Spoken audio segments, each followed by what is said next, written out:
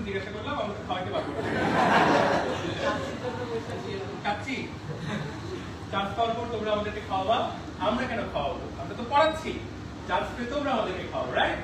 যাই হোক, ছোট ভাইয়া আপনারা তোমরা কষ্ট করে আজকে আসছো, তোমাদের টেস্ট পরীক্ষা অনেকেরই চলছে, অল্প কয়েকজনের মধ্যে শেষ, তাই তো? চলছে ফাইন। তো একদম শুরুতে আমরা পরিচিত হব, তার আগে একটু জেনে তোমরা কারা। এইচএসসি 25 কারা কারা? তো ভেরি গুড। 25 ছাড়া 26 কারা কারা? Wow, very good. 24 কেউ আছো? 24 খুবই ভালো। আর 24, 25, 26 এর বাইরে কারা কারা? এখানে আমাদের গরিব অভিভাবকরা আছেন, ওনারা হাত তুললেন না, ওনারা হয়তো বুঝতে পারছেন অনেক আগে পড়ালেখা করছে। তো যাই হোক, তো সবাইকে আজকে এই সেশনে স্বাগত জানাচ্ছি। এই সেশনটার নাম গাইডলাইন সেশন। এটা ওভারঅল যে শুধু মেডিকেল গাইডলাইন নিয়ে কথা বলবো এটা তা না, ওভারঅল এটা একটা গাইডলাইন সেশন, আমাদের একটা মিটআপ। সাথে এটা একটা কিউএনএ, কোয়েশ্চেন অ্যানসার সেশন। তোমাদের কিছু প্রশ্ন তোমরা প্রশ্ন করবা, আমরা কিভাবে দেখো উত্তরটা দিই। শেষে আমরা মজার কুইজ করব। পুরস্কারগুলো কোথায়? ওদের চোখের সামনে আছে। Very good. অনেক পুরস্কার তোমাদের রেডি করা হয়েছে। গতকালকে মতিঝিলে আমরা গিয়েছিলাম, মতিঝিলে প্রশ্ন শেষ হয়ে গেছে কিন্তু পুরস্কার শেষ হচ্ছিল না। আজকে আমরা চাই তোমরা এখান থেকে যাওয়ার সময় মন খুশি করে বের হয়ে যাও। একদম শুরুতে পরিচয় করব, আমি আমার পরিচয় দিচ্ছি, তারপরে আমরা ভাইদের কাছে যাচ্ছি। ক্লিয়ার?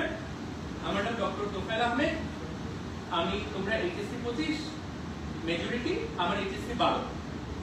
আমার কলেজ ছিল রাজু উত্তরা মডেল কলেজ। পরবর্তীতে আমি মেডিকেল অ্যাসপিরেন্ট ছিলাম। আমি পরবর্তীতে ঢাকা মেডিকেল কলেজে চান্স পাই 2 বছরে। আমার মেরিট পজিশন ছিল 5।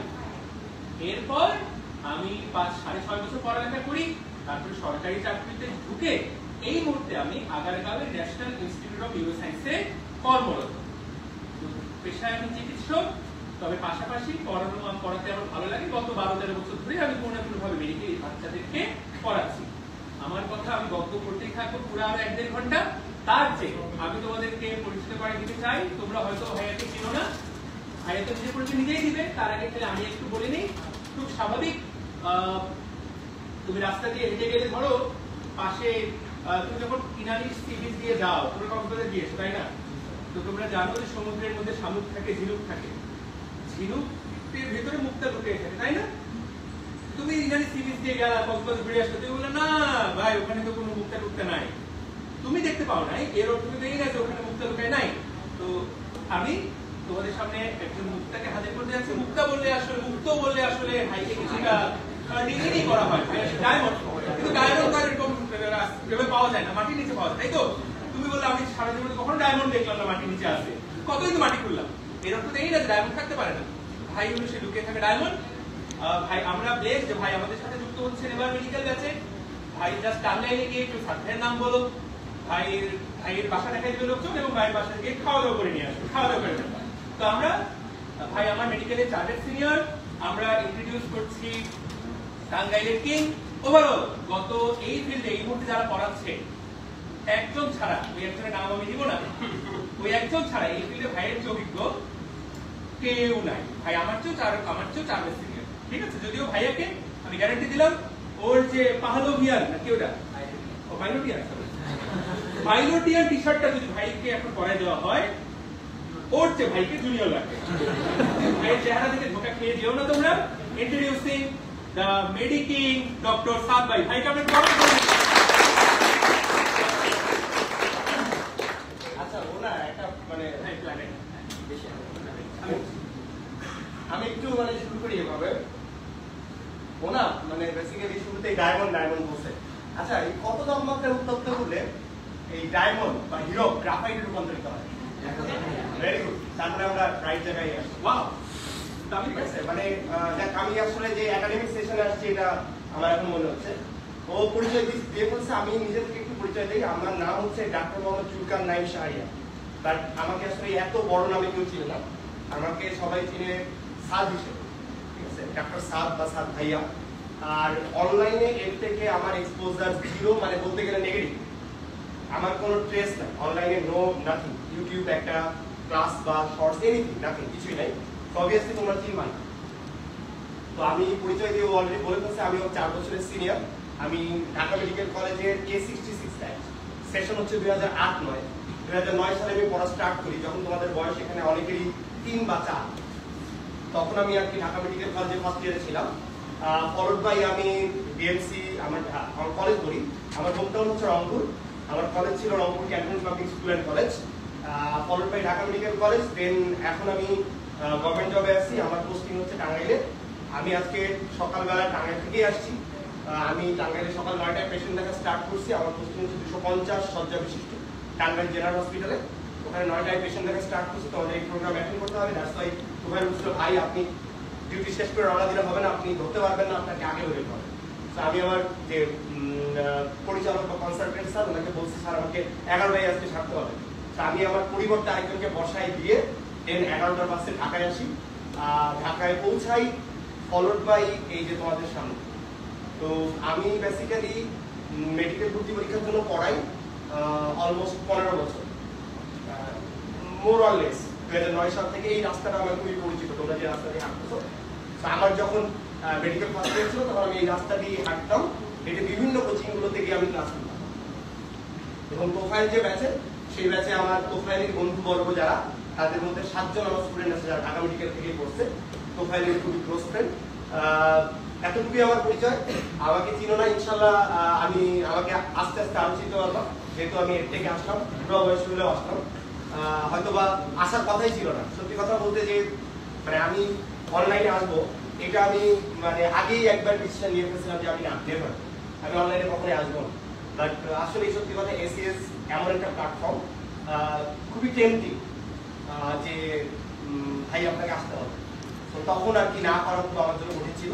তো দেখি আমি আপনাদেরকে কিভাবে হেল্প করতে পারি।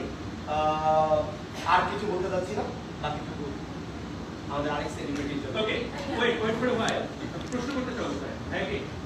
না দাঁড়াও। হ্যাঁ, ও তোমরা ভাবছো যে ওকে আমরা ম্যাথ এন্ড সায়েন্স নার্স থেকে ধরে এনেছি। এসএস এর রাকিবুল ভাই ওগুলো প্রথম পরিচয়। এখানে ভাই কেমন হাত তালি দেওয়ার করে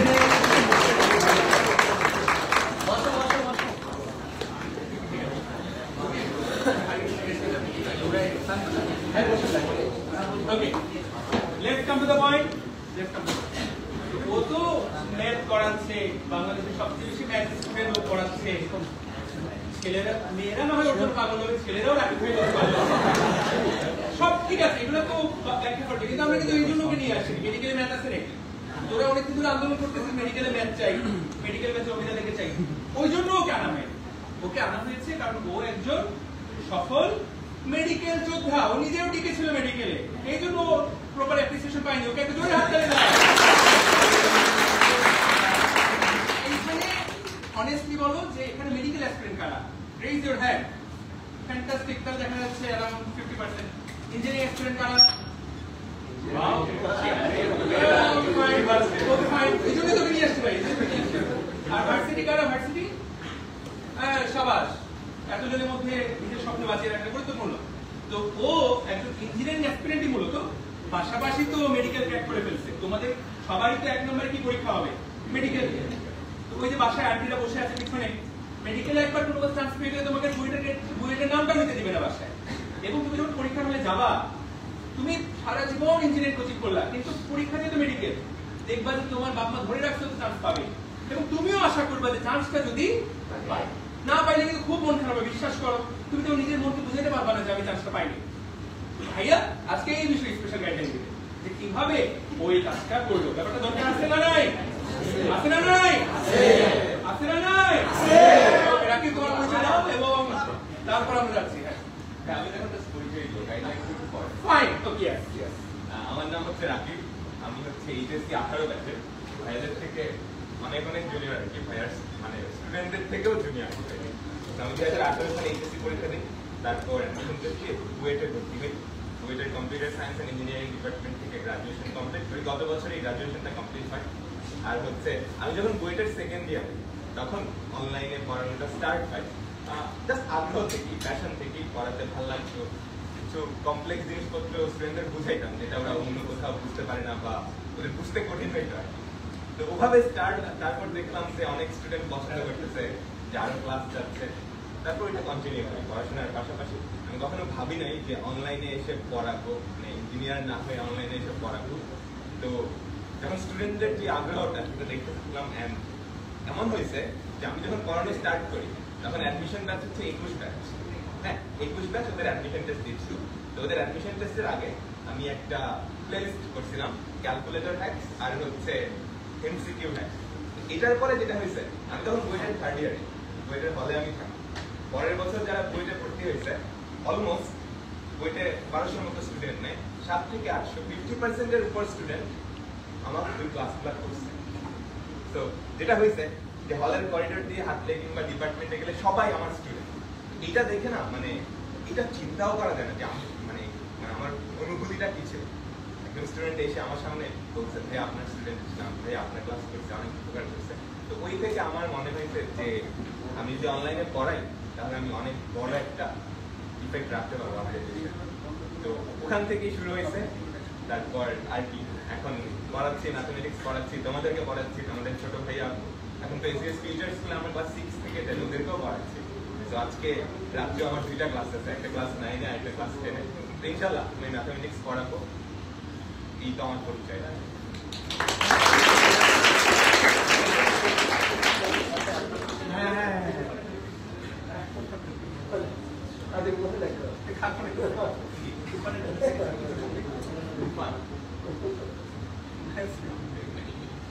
আচ্ছা, এবার আমরা তিনজন কথা বললাম।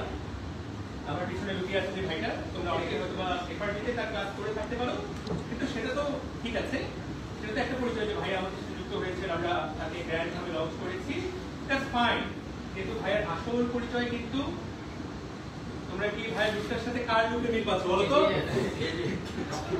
বাংলাদেশে কার লুকে মিল পাচ্ছ? তুফান মুভি তুফানের সাথে কিনা?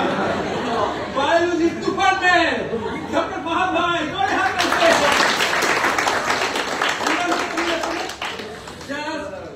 আসসালামু আলাইকুম। আমার পরিচয় হচ্ছে আমি এসিএস এর বাঘা বাঘা টিচারের মাঝে ক্ষুদ্র বায়োলজি টিচার হিসেবে গড়ে তুলেছি। এটা আলহামদুলিল্লাহ। এবং আমি চাই, মূলত আমি অফলাইনের টিচার, দীর্ঘ 15 বছর আমি অফলাইনেই পড়িয়েছি। তো আল্লাহ যেহেতু একটা সুযোগ করে দিল, আমারও মনে হলো যে না, তাহলে এখন একটা সময় যে না, রাজশাহীর মানুষ জানে এখন পুরো বাংলাদেশে আমি যেভাবে পড়ে সেটা ছড়িয়ে পড়বে। আর ওভারঅল যদি বলি, আমি একজন ডাক্তার, নর্মালি বায়োলজি পড়ানোর পাশাপাশি আমি কর্মরত আছি অ্যাসিস্ট্যান্ট প্রফেসর হিসেবে উদয়ন ডেন্টাল কলেজে। সে একটু ক্লিয়ার করে নেই, আমি ঢাকা মেডিকেল থেকে এমবিবিএস করেছি। উদয়ন ডেন্টাল কলেজে কেন অ্যাসিস্ট্যান্ট প্রফেসর? টাইপ সি নাই। আসলে ডেন্টাল কলেজেও একজন এমবিবিএস ডক্টর লাগে ওই অ্যানাটমি পড়ানোর জন্য। সো রাজশাহীতে যেহেতু আমি আছি, তাই আমি আর অন্য কোথাও ট্রাই করি নাই। তাহলে একসাথে আমার কর্মসংস্থানও হচ্ছে, আমার বায়োলজি পড়ানো হচ্ছে। আর এটা হবে না। এই তো মোটামুটি এটাই। আমার এমবিবিএস ছিল ঢাকা মেডিকেল কলেজ, আর এমফিল করেছি অ্যানাটমিতে রাজশাহী মেডিকেল কলেজে। সিস্টেমে আলাদা। সবচেয়ে বড় পরিচয়, আমি বায়োলজি টিচার, এটাই হচ্ছে ব্যাপার। যদিও তোমরা আমার যদি ইউটিউব চ্যানেল ঘেটে দেখো, তাহলে দেখবা যে চ্যানেলের নাম বায়োলজি হলেও ওখানে কেমিস্ট্রি ভিউ এর মানে ভিডিওর ভিউ বেশি, ফিজিক্সের ভিউ বেশি। কারণ আমার সবসময় একটাই টার্গেট থাকে যে, আচ্ছা ম্যাথের টিচার, ম্যাথ না, অপূর্ব থাকলে বলা যেত, মানে ফিজিক্স যদি অপূর্বকে এখন আমরা পড়াতে দেই, তাহলে দেখবো যে কি চমৎকার করে একটা কনসেপ্ট দিয়ে শুরু হয়ে গেল কি ম্যাথ, চলছেই তো চলছেই। সো মেডিকেলে কিন্তু ম্যাথ একটু কম, মেডিকেলে একটু মুখস্থ বিদ্যা টাইপের পড়া বেশি, তাই না? যেমন এই যে শব্দের একটা অধ্যায় তোমাদের মনে হয় সিলেবাসে নাই, কিন্তু দেখবা বিশাল বিশাল ছক, যে পাতার মর্মর শব্দ, তার ডেসিবেল কত। তো দেখা গেল ভাইয়ারা অনেক সুন্দর করে পড়ায়, বলবে যে এই ছকটা মুখস্থ করো। আর আমার কাজ হলো ওইটা তুমি কেমনে সহজে মনে রাখবা সেই টেকনিকটা শেখানো। এবং তোমরা 25 না ম্যাক্সিমাম, তোমরা যদি মনে করো যে কেমিস্ট্রি ফিজিক্সেরও কোনো কঠিন টপিক মুখস্থ হচ্ছে না, ওই টপিকের নাম লিখে ফাহাদ বায়োলজি লিখলে মেবি আসার কথা, যে ওইটার কোনো একটা ছোট্ট হ্যাক চলে আসার কথা, এবং তোমরা ওটা দেখলে উপকৃত হবে। মানে আমার কাজটাই এটা, যে আগে তো বোঝানোর যেটা সেটা বোঝাবোই, কিন্তু দিন শেষে তোমার ব্রেইনে অল্প কিছু দিয়ে মনে রাখতে হবে ব্যাপারটা, পুরো ব্যাপারটা আসলে মাথা থাকে না। আমরা হেডলাইন কেন পড়ি বলতো? আগে যখন আমার বাপ চাচারা পড়াশোনা করতো, ওদের সময় রচনায় হেডলাইন ছিল না।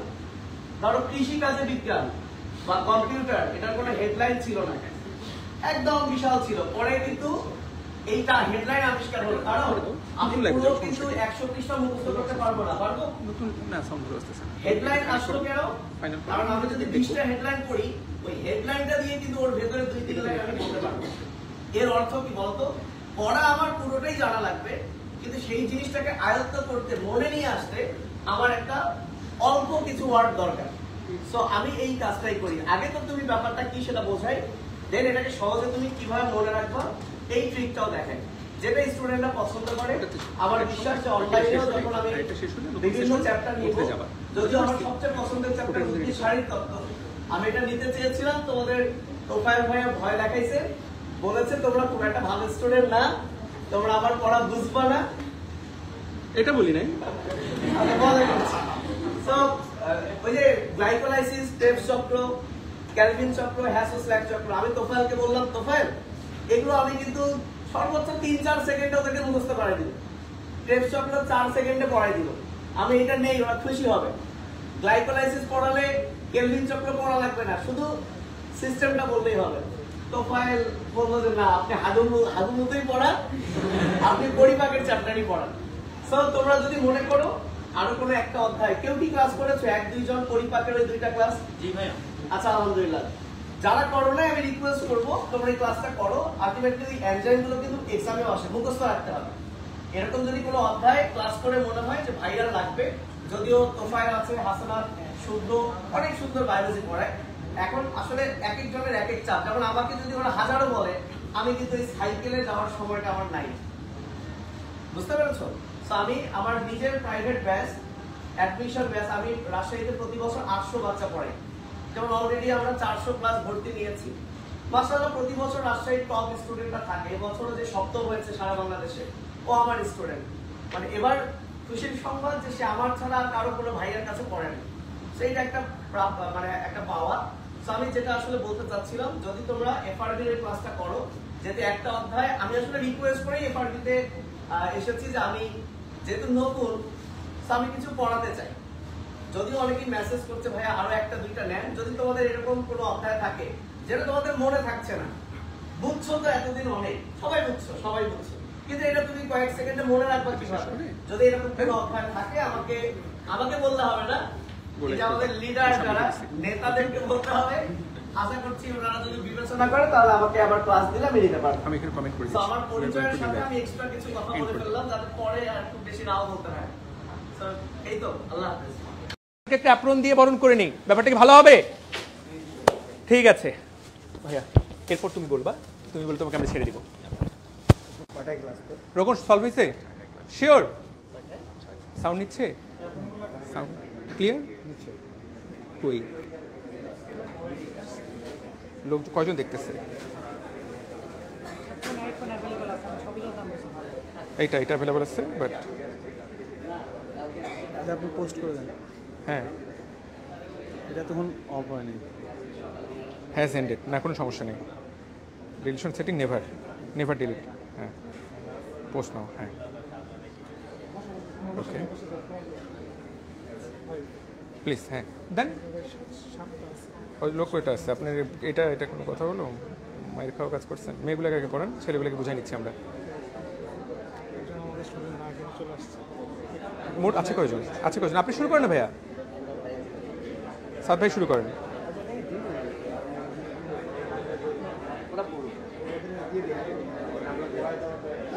আরে ভাই, ছেলেটাকে পড়াই দেন, দিয়ে দেন, সময় নেই।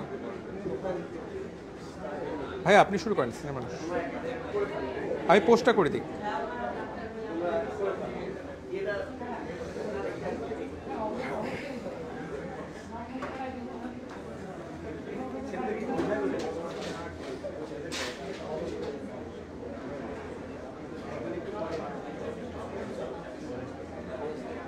চল্লিশ 42 ওটা পরে দেখা যাবে, তুই আগে পরে এক্সচেঞ্জ করা যাচ্ছে, পরে 2টা দিচ্ছে।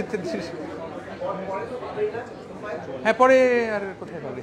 গ্র্যান্ড সেলিব্রেশনে ওদের অ্যাপল দেওয়া হয় না? গ্র্যান্ড সেলিব্রেশনে জাস্ট প্রিমিয়াম আমরা এবার আপনার 2-3 হাজার চান্স পাওয়ায় আলাদা প্রোগ্রাম, এটাই প্ল্যান।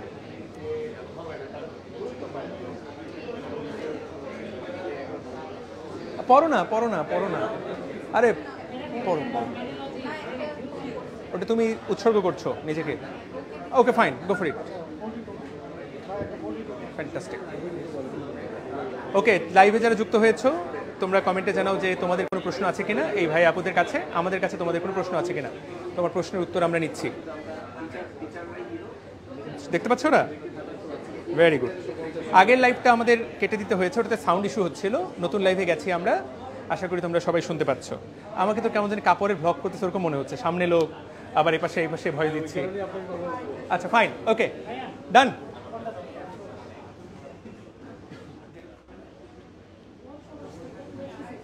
এখন তো পুরো বাংলাদেশ জেনে গেল আমার পাসওয়ার্ডটা পুরো বাংলাদেশ জেনে গেল ভাই। চলে আসো চলে আসো। ওকে ওকে রেডি। তো আমরা গাইডলাইন নিয়ে কথা বলবো। এই ভাইয়া আপুরা তোমাদের কিউএন এর উত্তর দিবে। সবার আগে আমাদের, তোমরা জানো যে বাংলাদেশের সবচেয়ে জনপ্রিয় এবং সবচেয়ে ব্যস্ততম ম্যাথ শিক্ষকের নাম হলো কাজী রাকিবুল হাসান। তো ভাইয়া আমাদেরকে ছেড়ে চলে যেতে চায় আজকের জন্য।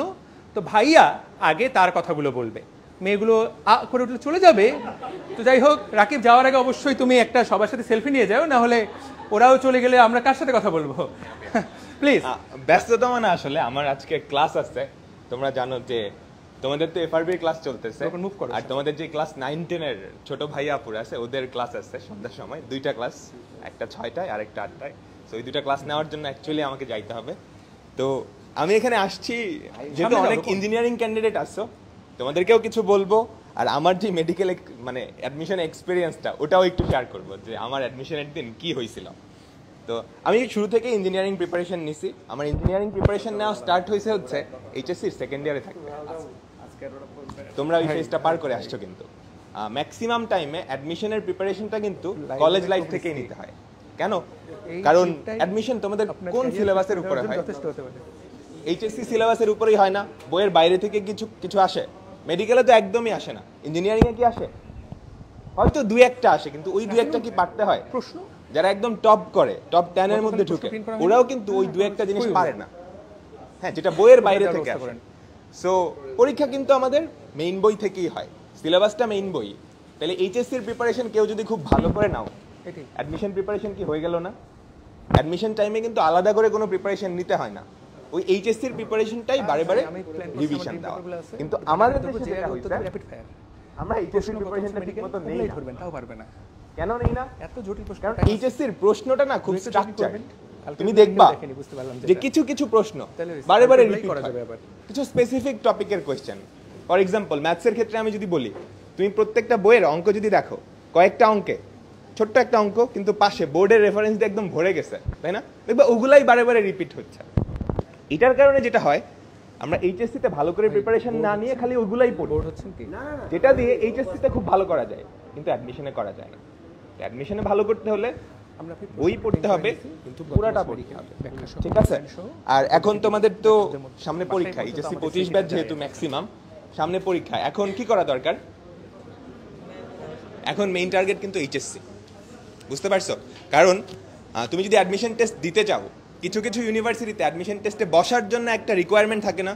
ফর এক্সাম্পল বুয়েটে যারা পরীক্ষা দিবা সবাই কিন্তু পরীক্ষায় বসতেই পারবে না, একটা মার্কসের ব্যারিয়ার থাকে।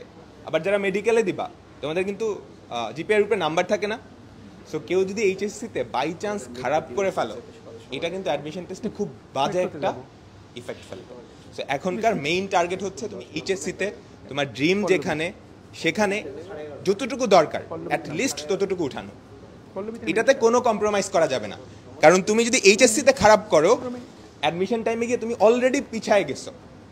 শুধু যে নাম্বারের দিক দিয়ে পিছায় গেছো ব্যাপারটা এরকম না, তুমি কিন্তু কনফিডেন্সের দিক থেকেও পিছায় যাবে।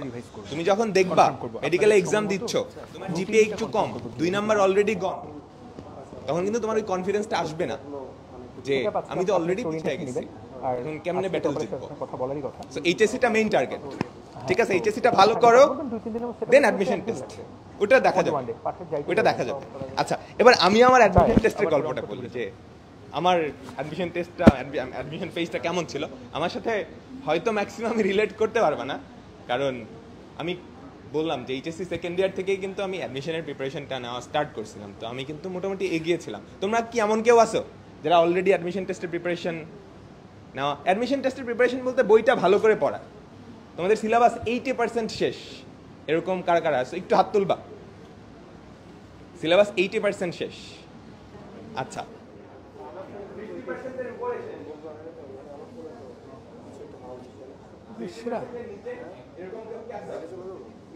লাইভ না, লাইভে গেলে হবে না, সাউন্ডের ব্যবস্থা করতে হবে।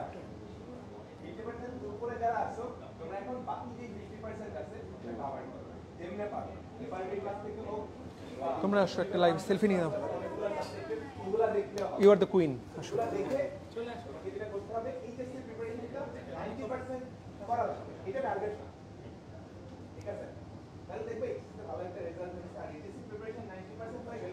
এই যে সাদা সাদা যে প্রিন্ট, এটাই অ্যাপ্রন।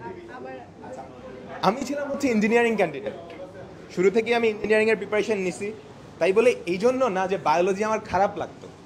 দেখা যায় কি আমাদের ম্যাক্সিমাম মানুষজন ইঞ্জিনিয়ারিং প্রিপারেশন নেয় কারণ ওর বায়োলজি খারাপ লাগে, মেডিকেল প্রিপারেশন নেয় কারণ ও ম্যাথ পারে না। তো ব্যাপারটা কিন্তু এরকম হওয়া উচিত না। ক্লাস নেয় বায়োলজি ম্যাথমেটিক্স দুইটাই খুবই সুন্দর সাবজেক্ট, তুমি যদি ঠিকমতো পড়ো।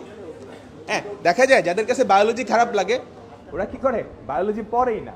একটা জিনিস তুমি নাই পড়ো তাহলে ওটা তো তোমার কাছে কঠিন লাগবেই, তাই না? আবার অনেকে বলে ম্যাথমেটিক্স খারাপ লাগে, ও ম্যাথমেটিক্স করেই নাই, ওকে ভালো কেমনে লাগবে? আচ্ছা, তোমরা যারা ম্যাথ করছো সবচেয়ে কঠিন কোন চ্যাপ্টারটা লাগে? ইন্টিগ্রেশন। রাকিব, তুমি তো কুইজ সেশন থাকবে না, ওদেরকে দুটো প্রশ্ন ধরো তোমার মতো, যে পারবে তার জন্য এই মোবাইল দুটো পুরস্কার। Okay, mobile book, not mobile, mobile. কঠিন লাগতেছে, প্রশ্ন করো একটা। কেন ইন্টিগ্রেশন কঠিন বলো তো? এটা সবার লাস্টের এইটা চ্যাপ্টার। প্রশ্ন না কিন্তু। হ্যাঁ হ্যাঁ, এটা সবার লাস্টের চ্যাপ্টার, কেউ পড়ে না, না পড়লে তো কঠিন লাগবেই। ওইটা পড়ার জন্য ডিফারেন্সিয়েশন পড়া লাগে, তাই না? ডিফারেন্সিয়েশন তো সহজ লাগে তোমাদের কাছে, ডিফারেন্সিয়েশন থেকে ইন্টিগ্রেশন সহজ, কিন্তু ম্যাক্সিমাম পড়েই না, না পড়লে তো কঠিন লাগবেই, তাই না? আচ্ছা, সব পড়া লাগবে, এটা হচ্ছে কথা। তো আমি যদিও ইঞ্জিনিয়ারিং এর প্রিপারেশন নিছি, আমি কিন্তু পাশাপাশি বায়োলজিটাও পড়তাম, ঢাকা ইউনিভার্সিটির জন্য বায়োলজিও পড়তাম। মাইকন আছে, হ্যাঁ। সো ঢাকা ইউনিভার্সিটির জন্য যেহেতু বায়োলজি পড়তাম, আমার কিন্তু মেডিকেলের অলমোস্ট অনেকটা প্রিপারেশন হয়েই গেছে। ওদেরকে একটা বায়োলজি প্রশ্ন করে দেখাও, তুমি যে পড়ছো। দেখি নাও। আমি আচ্ছা, এই প্রথম রাকিব ভাই চাপে পড়ে গেল। হ্যাঁ, খালি পোলাপানকে সেই চাপে ফেলে। আচ্ছা আচ্ছা, আমাদের সময় ঢাকা ইউনিভার্সিটিতে একটা কোশ্চেন আসছিল। ইয়েস, দেখি কে, যে সবার আগে উত্তর দিয়ে দিতে হবে। গিনিপিগের কয়টা দাঁত? 32টা। গিনিপিগের কয়টা দাঁত? 30টা। তুই কি গিনিপিগ? উত্তর ঠিক আছে? আমি এটা পারি নাই। প্রশ্ন উত্তর না জেনে প্রশ্ন। Thank you so much. যেটা পারে না মানুষ সেটাই তো মনে থাকে, তাই না? গুড গুড, ফাইন, প্রশ্নটা ভালো। তাহলে ও আসলে পুরস্কারটা পায়, কিন্তু ও তো আমাদের পাশে। আরেকটা আচ্ছা, আরেকটা কি প্রশ্ন করলেন? আমাদের সময় ভাই, আমি একটু উঠে রক্তকণিকায় নিউক্লিয়াস থাকে, এটা থাকে কি থাকে না? এটা তো ভুল ছিল না? কিন্তু প্রশ্ন করবে কি হবে? অন্য আরেকটু ইজি আনেছে। আরে না, বায়োলজি করুক, ও মেডিকেলের গাইডলাইন সেশনে আসছে। আচ্ছা, ব্রেনের উপরে দিমাগকে জোর লাগাও, দিমাগকে জোর লাগাও। কোশ্চেন তো পাচ্ছি না। চলে যাও চ্যাপ্টারে, চলে যাও। লাইকেন কি? লাইকেন, হ্যাঁ বেটা, লাইকেন। চলে আসো, এই যে পুরস্কার, মোবাইল। মানে আপনি ওকে গাড়ি করে নিয়ে আসছেন? আচ্ছা আচ্ছা, আপনি গাড়ি করে সাথে করে নিয়ে আসেন উত্তর দেওয়ার জন্য, পুরস্কার নিয়ে যাওয়ার জন্য। আচ্ছা ফাইন, ভেরি গুড কোয়েশ্চেন। ওকে, এবার আরেকটা ব্রেনের উপর আরো জোর দাও। আচ্ছা, রেইনডিয়ারের নাম শুনছো তোমরা? ওয়াও, না ওরা এটা চ্যাপ্টারটা নাই, ওদের ওই চ্যাপ্টারটা নাই, আমি পুরো সিলেবাস পড়ছি। কোষ ওর গঠন থেকে ধর, আরে নরমাল প্রশ্ন করে না, তাও তো পারবে না। লাইকেন তো ওরা পারলো না। আচ্ছা, কোষ রসায়ন কি আছে? না নাই, এটা নাই, এখানে শর্ট সিলেবাসে বাইরেগুলো চিন্তা করতে কেন? কোষ গঠন থেকে ধরো, কোষের গঠন। আচ্ছা, আমি হেল্প করেন ভাই। জীবিত কোষের আবিষ্কারকে আচ্ছা, কোষের গঠন থেকে প্রশ্ন। জীবিত কোষের আবিষ্কারক কে? কে ছিল এখানে? লিউয়েন শব্দটা কার কাছ থেকে আসছে? দাঁড়িয়ে যাও, এই ভিডিও ম্যান কই? থ্যাংক ইউ, হাততালি। গুড, তুমি আরো তো মজা পাচ্ছ। আরেকটা করবা? দানে দানে 3 দান করে দাও, নাও। আচ্ছা, ম্যাথ আচ্ছা, কোশ্চেন math, করি। ম্যাথ কোশ্চেন করি, ম্যাথের এটা কি বেটার। জ্ঞানমূলক হয়? জ্ঞানমূলক হয়। আচ্ছা, ফাইন। আচ্ছা, আমাকে বলবা integration of a to the power x into a to the power x dx, এটার অ্যান্সার কি? আবার বলতেছি, নিশ্চয়ই একটা সিম্পল উত্তর হবে। Integration of a to the power x into a to the power x dx। বল। হ্যাঁ, কি জীবনে শুনিসনি? এই পড়ালেখা করতেছিস, প্রশ্নই ধরতে পারতেছে না। আবার বলতেছি, ইন্টিগ্রেশন অফ a এর মাথায় a, তার মাথায় x গেল। না, আবার বলো।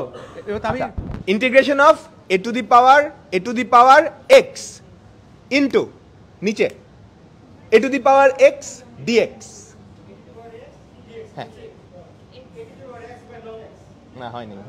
তুই যে কনফিডেন্সটা নিলি না ভাইয়া, আমি শিওর ছিলাম তুই পারবি। যা, মনটাই খারাপ করে দিলি। ধর, আরেকটা সহজ করি। এই এত কঠিন প্রশ্ন করেন নাকি? নরমাল লন এক্স এর ইন্টিগ্রেশন দিবা মিয়া, একটাই মনে আছে আমার। আচ্ছা, integration of sin x square into 2x।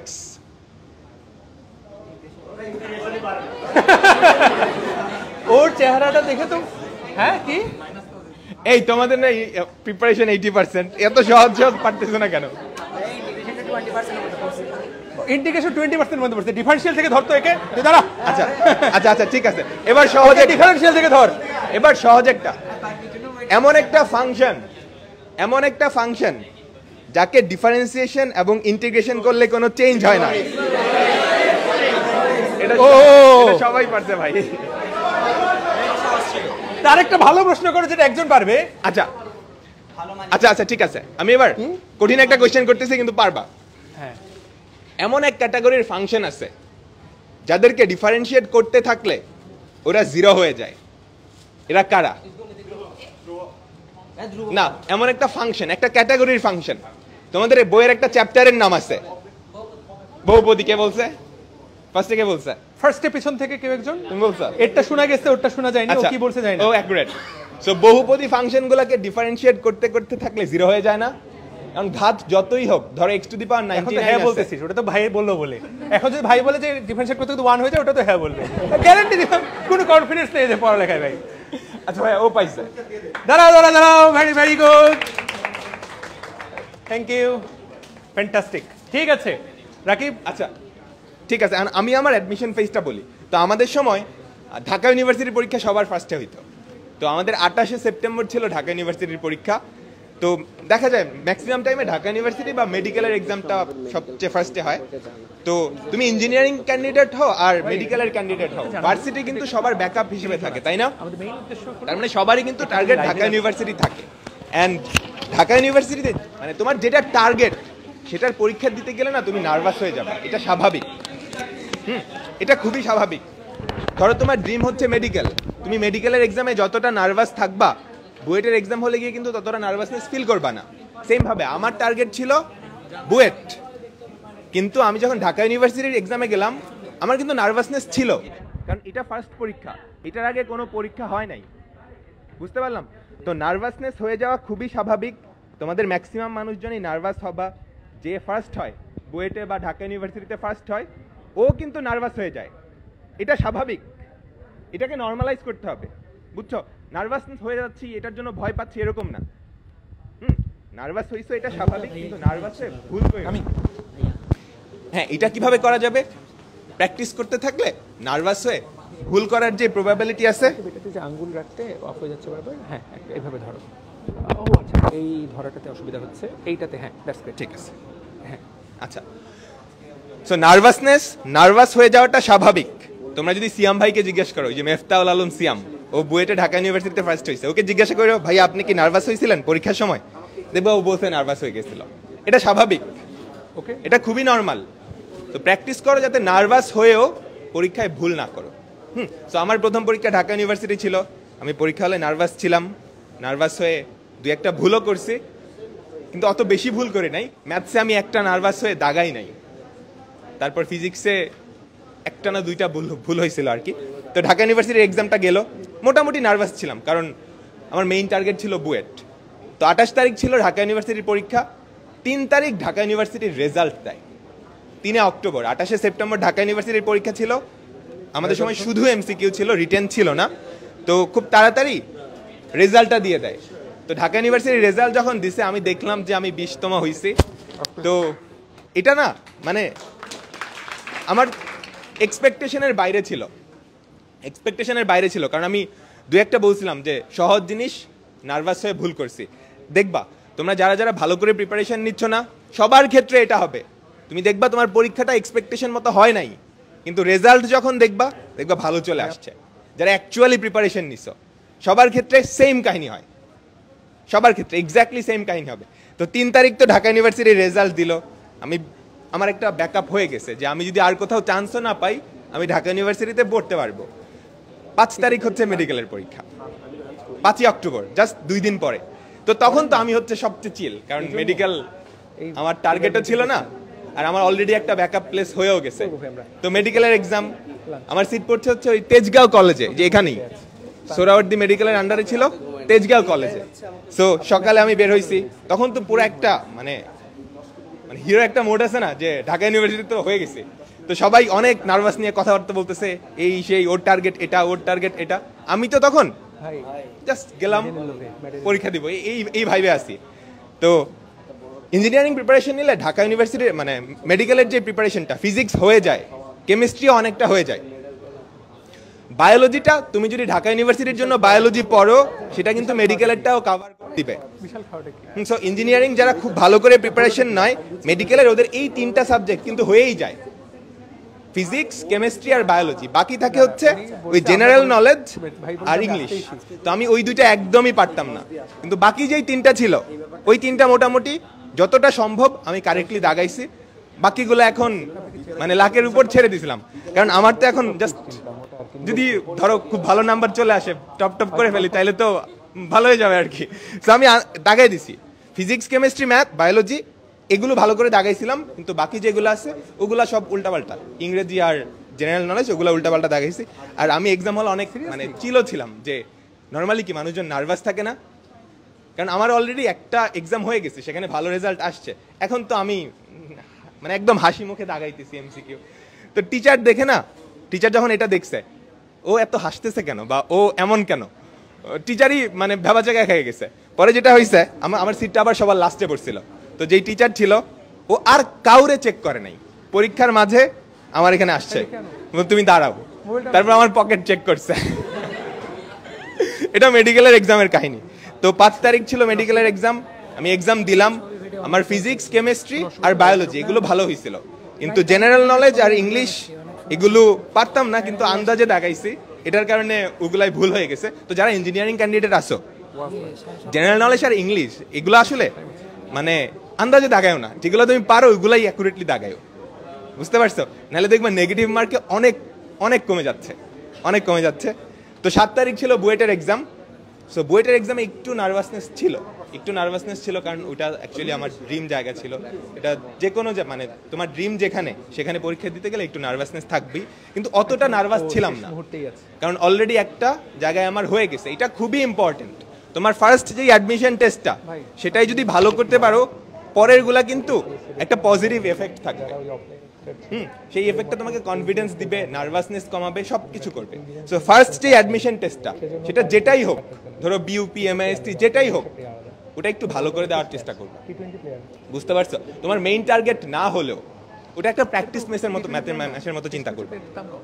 For example তুমি মেডিকেলে এক্সাম দিবা, তার আগে তোমার বিইউপির এক্সাম, তুমি ওটাকে একটা প্র্যাকটিস ম্যাচের মতো চিন্তা করবা। তুমি যত ভালো স্টুডেন্টই হোক, তুমি বিউতে চান্স পাইলেও পড়বা না। যদি এরকমও হয় থেকে আলাদা আলাদা ক্লিপ আপনাদের তাও পাঠিয়ে দিব। ভালো করে পরীক্ষাটা দিও, এটা ইম্পর্টেন্ট। কারণ ফার্স্ট এক্সামটা ভালো হলে, ওটার রেজাল্টটা ভালো হয়ে গেলে পরের এক্সামগুলো এটা খুবই ভালো ইফেক্ট রাখে আর কি। তো বুয়েটের এক্সাম দিলাম, বুয়েটের এক্সাম 7 তারিখ ছিল, 7 তারিখ বুয়েটের এক্সাম দিয়ে আমি যখন বাসায় আসছি তখন মেডিকেলের রেজাল্ট দেয়। সো মেডিকেলের রেজাল্টে আমার যশোর মেডিকেল আসছিল আর কি। তো এই হচ্ছে আমার যে অ্যাডমিশন ফেজটা, সেটা এটা অ্যাডমিশন ফেজটা বা অ্যাডমিশনের যে জার্নিটা, এটা সবার আসলে ইউনিক। কারণ সবার প্রিপারেশন কিন্তু একরকম না। আমার প্রিপারেশন একরকম ছিল, তোমাদের প্রিপারেশন একরকম, তোমার ফ্রেন্ডের প্রিপারেশন আরেক রকম। তোমার প্রিপারেশন কীরকম সেটার উপর বেস করে তুমি বাকি জার্নিটা আগাবা, অন্যদেরটা দেখে না। এটা খুবই ইম্পর্টেন্ট। হ্যাঁ, ধরো তোমার এক টপার বন্ধু, ও ইঞ্জিনিয়ারিং, মেডিকেল, ভার্সিটি সব একসাথে প্রিপারেশন নিচ্ছে, তুমি কি নিবা ওটা? তোমার জন্য যেটা সুটেবল তুমি সেটা করবা। কিংবা এটা দেখবা যে যারা ইঞ্জিনিয়ারিং প্রিপারেশন নেয় ওরা অনেক কঠিন কঠিন প্রবলেম সলভ করে, স্পেশালি যারা টপারের দিকে থাকে, কলেজের টপার যারা।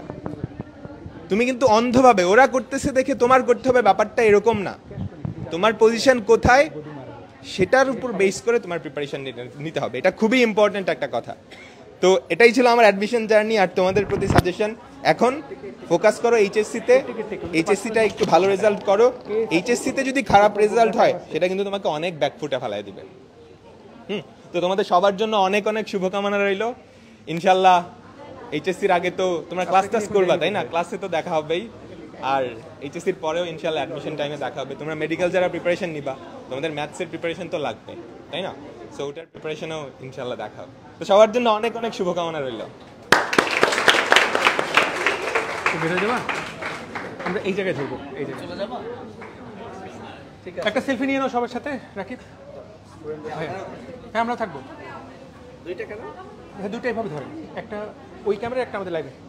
আসো তোমরা, আসো আসো, নিচে আসো, নিচে আসো। ও নিয়ে ওকে বিদায় দিই আমরা। বস বস, দাঁড়াবে। ওদের তো দেখা যায়। আরে তোরা আসিস, পিছনে আসিস, হইছে। ওয়াও,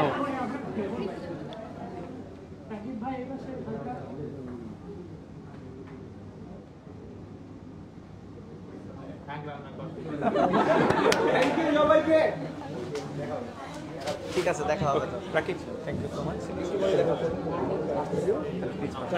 পুরস্কার দিবা। দোয়া, লাস্ট বাড়িটা শুনছিলাম ফার্ম গেটে, ওই ওভারব্রিজে যখন ছিল, টাকা দিচ্ছিলাম, দোয়া করে দিলাম তোর জন্য। যাই হোক, তাহলে ওকে, মেডিকেল অ্যাসপিরেন্ট হোক, ইঞ্জিনিয়ারিং অ্যাসপিরেন্ট হোক, এই ভাইয়া পুরা জাস্ট 3 মাস আগেও তোমাদের ওখানেই ছিল, ওরা এখন জাস্ট টেবিলের উপরে লাল গালিচা। তোমরা 1 বছর দূরে আছো এই বছরটা, রাইট? তো তোমাদের কারো কোনো প্রশ্ন আছে কিনা? একটা ভালো প্রশ্ন অর্ধেক জ্ঞানের সমান। ওদের কাছে কিছু জানতে চাও কিনা বলো? তোমাদের তো অনেক কিছু জানতে চাওয়ার কথা, যা যা পারলি দেখাই লিখালে একটু আগে রাকিবের প্রশ্নে। হ্যাঁ প্লিজ, ওর দিকে ঘুরো, মাইকটাও তো দেওয়া উচিত। হ্যাঁ আমি যাচ্ছি। এত দৌড়াদৌড়ি, হ্যাঁ বলো। আমরা এখন চলাচল করো। হ্যাঁ, আমরা এখন যে পজিশনে আছি, এই পজিশনে সিলেবাস কতটুকু কমপ্লিট হয়েছিল এবং পরে কিভাবে রিকভার করছেন? তুমি এখন যে পজিশনে আছো, মানে আমরা যে সময়টাতে আছি, এই সময়ে হ্যাঁ, তাদের সিলেবাস কত পার্সেন্ট কমপ্লিট হয়েছিল এবং সেটাকে কিভাবে রিকভার করে আর কি পড়াশোনা করছে? ও গ্রেট, ঠিক আছে। বাট ওদেরকে আমরা বরণ করলাম, ওদের তো নাম কোন মেডিকেলে সেটাই তো তোমরা জানো না, জানো? আরে কি অবস্থা, জানো? হ্যাঁ বলছে। ও আচ্ছা স্যার, তোমরা আগেই আসছো। ও দ্যাটস ফাইন, গ্রেট। এইটা উত্তরটা কে দিবে? জাস্ট ভলান্টিয়ার করো কেউ একজন। তুমি চন্দ্রলেখা বর্মন। চন্দ্রলেখা বর্মন কি? হ্যাঁ হ্যাঁ, আচ্ছা ঠিক আছে। এই টাইমে আচ্ছা তোমাদের কি টেস্ট পরীক্ষা চলমান, তাই তো? এই টাইমে যদি আমি আমার জার্নিটা বলতে চাই, সেই সময় আমার যে শর্ট সিলেবাসটুকু ছিল ওটা আমার সম্পূর্ণ ক্লিয়ার ছিল, কোনো গ্যাপ ছিল না। তারপর টেস্ট পরীক্ষার পরে আমি যে বায়োলজি আর অন্যান্য যে সাবজেক্টটা ছিল ওটার ফুল সিলেবাসটা করার ট্রাই করছি। এখানে তুমি ক্লাস করবা, করবা, সব কিছু তোমার একটা নোটের মধ্যে থাকবে, ঠিক আছে? আর এই টাইমে তোমার মেনলি ফোকাস থাকবে যাতে টেস্ট পরীক্ষাটা ভালোভাবে দিয়ে এইচএসসি প্রিপারেশন টোটালি কমপ্লিট হয়ে যায়। আর তারপর টেস্টের পরে যে সময়টুকু পাবা ওটা তুমি যদি তোমার কাছে মনে হয় যে আমি এইচএসসি ভালোভাবে দিতে পারতেছি, তখন তুমি অ্যাডমিশন এটা শুরু করবা। অ্যাডমিশনের মেইনলি তুমি যদি মেডিকেল অ্যাসপিরেন্ট থাকো তোমার ফুল সিলেবাসটা করতেই হবে। এটাই মানে এটা তো সবাই বলে যে তুমি টেস্ট এইচএসসি কভার করে ফেলো তারপরে প্রি মেডিকেল, কিন্তু আসলে কি এটা তুমি করছিলে? সত্যি বলো তো ভাই এগুলো এখন তো চান্স পেয়ে গেছে, এখন তো একটু ভাব নিবা। রিয়েলটা বলো ভাই, এগুলো ঠিক না? এইগুলো উপদেশ তো জীবনে মেলা দেওয়া যায়, পরীক্ষায় পাশ করলে আর এটা কোনো পরীক্ষা নেই। পরীক্ষা যাওয়ার আগে যে কাঁদতেছিল ভিতরে আল্লাহ কোনো মতে। আমার মেইনলি সত্যি কথা বলতে গেলে কেমিস্ট্রি আর ফিজিক্স একটু ফুল সিলেবাসের বাইরে একটু বাকি ছিল, বাট বায়োলজি আমার টোটাল কমপ্লিট ছিল, টেস্টের পরে আমি কমপ্লিট করছি। জয় গুরু জয়, থ্যাংক ইউ। এই তোমরা আরেকজন বল, তুই ওর কথা শুনো না, সত্যিটা বল ভাই, তুই সত্যিটা বল। আচ্ছা, আসসালামু আলাইকুম। তো যেহেতু কোয়েশনটা করছো হচ্ছে সামনে তোমাদের টেস্ট এক্সাম, তো আমি আমার পার্সপেক্টিভ থেকে আমার কলেজ ছিল ঢাকা কলেজে, তো ওইখানে টেস্টে আমাদের 50% পাস করতে হয়। আর ঢাকা কলেজে যারা আছো তারা জানো কেমিস্ট্রি কোয়েশন কীরকম করে। তো আমার টেস্টের আগ পর্যন্ত ইচ্ছা ছিল আমি টেস্টে পাস করতে পারবো কিনা, কারণ টেস্টে পাস করতে না পারলে আমার রিটেক দিতে হবে, দেন রিটেক প্র্যাকটিক্যালে তুমি যদি টেস্টে পাস না করতে পারো প্র্যাকটিক্যালে তুমি ফেল, তারপর প্র্যাকটিক্যাল রিটেক দিতে হবে। তো আমি টেস্টের আগ পর্যন্ত আমার ইচ্ছা ছিল আমি আগে টেস্ট এক্সামটা পাস করে দেন এইচএসসির জন্য বসি। দেন টেস্টের পরে আমি যখন পাস করলাম ভালো আলহামদুলিল্লাহ, তখন আমার এইচএসসিতে ফিজিক্স এবং ম্যাথে, যেহেতু আমি ফিজিক্স আর ম্যাথ পড়বো না, যেহেতু আমি মেডিকেল প্রিপারেশন নিব, তো ফিজিক্স আর ম্যাথটা এইচএসসি আগ পর্যন্ত 2 মাস সময় ছিল আমার টেস্টের পরে, ওই সময়টা আমি টোটালি কভার করছি। যেমন এখন যদি আমি আলহামদুলিল্লাহ ডিউর জন্য এক্সাম দিই, আমার মোটামুটি এই কনফিডেন্স আছে যে আমি ম্যাথে পারবো ইনশাল্লাহ।